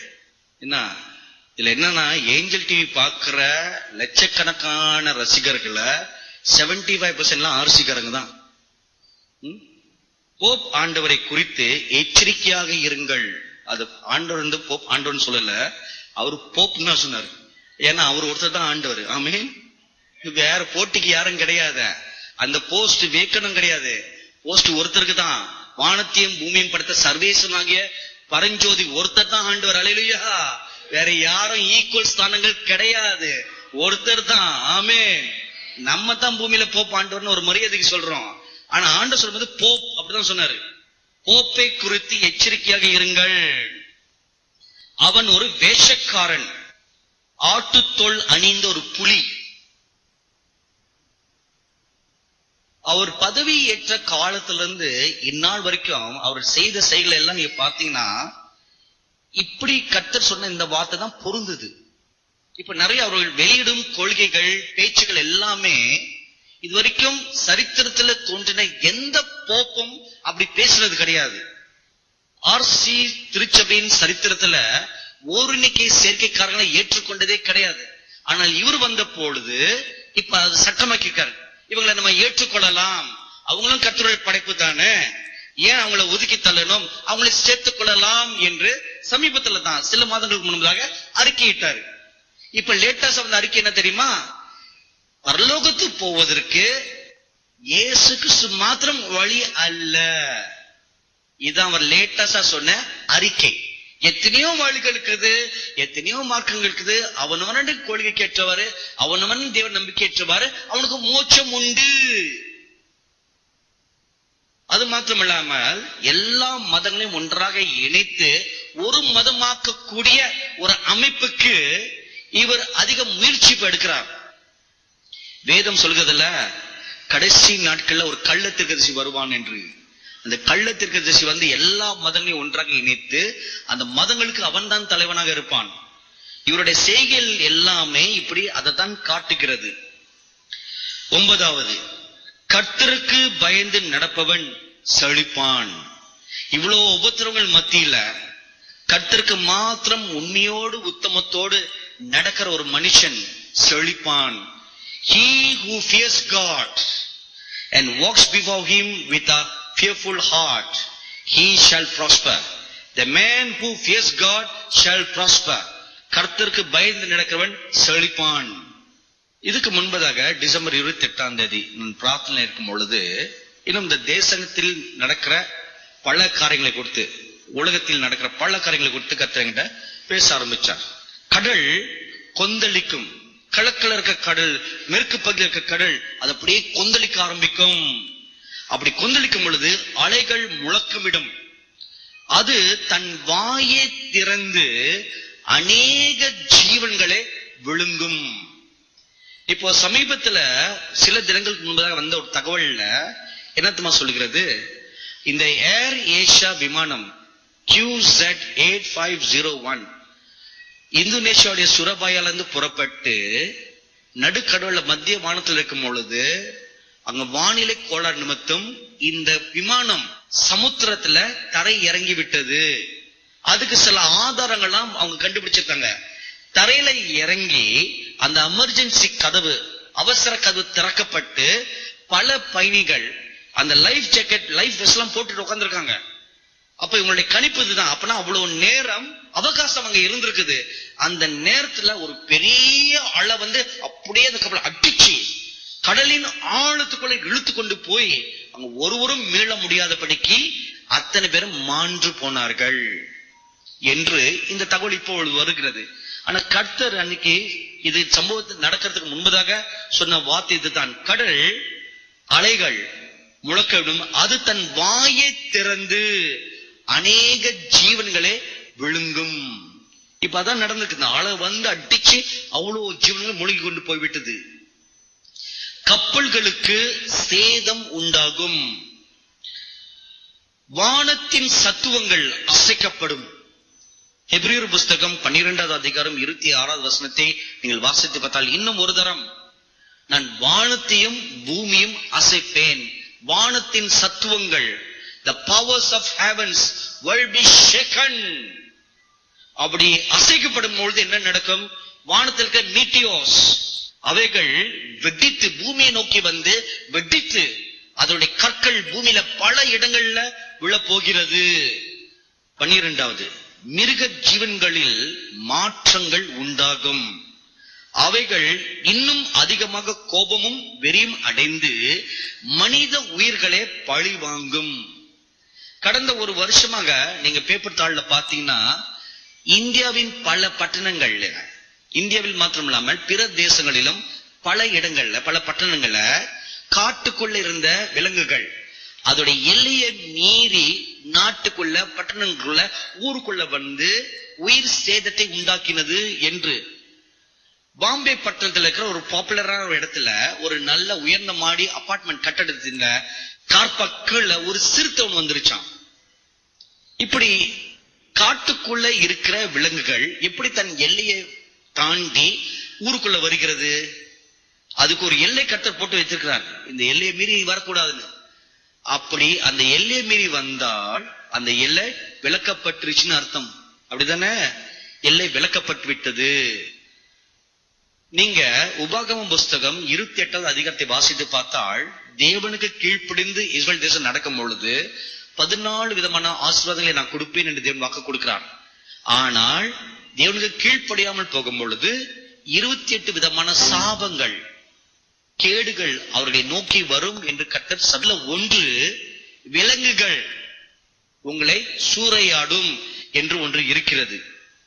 13வது, தேவ தூதர்களின் எக்கால சத்தங்களை அங்கும் இங்குமா எப்படி தங்கள் ஆத்துமக்களை காத்துக் கொள்வது, யுத்த சேனைக்கு எப்படி அவங்க ஆயத்தமாவது என்பதற்காகவே. 15வது, பொல்லாங்கன் வெளிப்படும் நாட்கள் வெகு தூரம் இல்லை, அவன் செயல்களின் கிரியைகளை இப்பொழுதே பார்க்க முடியும். திருச்சபைகளில் தேவதூதர்களின் பிரசன்னம் அதிக பிரத்யேகமாக இருக்கும். அவர்கள் விசுவாசிகள் நடுவில் சுத்திகரிப்பு வேலைகளை துவங்குவார்கள். இந்த வருகிற நாட்கள்ல தேவதூதர் பிரசன்னம் இன்னும் அதிகமாக இருக்கும் பொழுது, நீங்கள் சபை ஆராதனைகள்ல கலந்து கொள்ளும் பொழுது, அல்லது சபையில இருந்து பிரசங்கம் கேட்கும் பொழுது, துதி ஆராதனை இருக்கும் பொழுது, உன்னுடைய உள்ளத்துல இந்த தேவதூதர்கள் எப்படிப்பட்ட எண்ணங்களை கொண்டு வருவாங்கன்னா, நீ சுத்தமாகு, சுத்தமாகு, உன்னுடைய அசுத்தங்களால் நீக்கு, குறைபாடுகளால் நீக்கு என்ற சுத்திகரிப்பான எண்ணங்கள், சுத்திகரிப்பான ஆலோசனைகள் ஒவ்வொன்றாக கொடுத்து நம்முடைய பரிசுத்தத்துக்கு ஏதுவாக நேராக நம் நடந்து செல்ல முடியாத ஆலோசனைகள் கொடுக்க ஆரம்பிப்பார்கள். சிறு பிள்ளைகள் நடுவில் எழுப்புதல் உண்டாகும். அவர்கள் யுத்த சேனையாக எழும்புவார்கள். அவர்கள் அதிகமாக தீர்க்க தரிசனம் சொல்வார்கள். அது பிரத்யேகமாக நிறைவேறும். சும்மா நான் ஒரு தரிசனம் பார்த்தேன் அப்படின்னு மாத்திரம் இல்லாமல், இப்பொழுது ஏஞ்சல் பாத்தீங்கன்னா இந்த மலா குட்டிஸ் ஆயின்ற இந்த நிகழ்ச்சியில இந்த பிள்ளைகள் நான் பரலோகத்தை பார்த்தோம், அது பார்த்தோம், இது பார்த்தோம், இப்படிதான் வருகிறது. ஆனால் இனி அவர்கள் தீர்க்க தரிசனம் உரைப்பார்கள். உரைக்கப்படும் அந்த தீர்க்க தரிசனம் பிரத்யேகமாக அது நிறைவேறும். அவர்கள் ஆன்மீக கண்கள் பிரகாசம் அடைந்து தேவ தூதர்களை காண்பது மாத்திரம் அல்லாமல் யுத்த குதிரைகளும் மற்றும் அவர்களுடைய வாகன குதிரைகளையும் காண்பார்கள். 2 ராஜாக்கள் 5வது அதிகாரத்தை வாசித்து பார்த்தா, எலிசாவையும் கேயாசியும் சூழ சீரிய நாட்டுடைய ராணுவம் படை திறந்து வந்த பொழுது, இவங்களுக்கு பாதுகாப்பாக அந்த மலை சூழ அக்னி ரதங்களும் அக்னி குதிரைகளும் வந்து நிற்பதை எலிசாவும் கேயாசியும் பார்த்ததாக நம்ம பார்க்கிறோம். அதே போல ஒரு யுத்தத்துக்கு தேவனுடைய சேனையில யுத்த குதிரைகள் இருக்கிறது. யுத்த குதிரைகள் ஒன்று இருந்தா அது வாகனம் பண்ண தானே. அப்ப தேவனுடைய சேனையில யுத்த வீரனாக இருக்கிறவர்கள் அதுல வாகனம் பண்ணுவதற்காக தேவன் கொடுத்த வாகனங்கள். ஜப்பானில் மீண்டும் ஒரு பூமி அதிர்ச்சி வரும். சொல்லும் பொழுது நான் ஒரு தரிசனம் பார்க்கிறேன். இந்த ஜப்பான் தேசத்துடைய வலது புறம், இப்ப நான் அந்த மேப்ல பார்த்து சொல்றேன், வலது புறத்துல ஒரு மிக உயரமான ஒரு தேவதூதன் அங்க கடலின் மேல் நின்று கொண்டு அவர் வலது கையை வானத்துக்கு நேராக உயர்த்தி பிடித்துக் கொண்டு, ஜீவனுள்ள தேவனின் நாமத்தில் ஆணையிட்டு சொல்கிறேன், இந்த காரியம் சீக்கிரம் நடக்கும். ரஷ்யா யுக்ரைனின் 2 பட்டணங்களை கைப்பற்றியது போல இன்னும் ஒரு பட்டணத்தை கைப்பற்றும். அது கிழக்கில் இருக்கும் ஒரு தேசம்.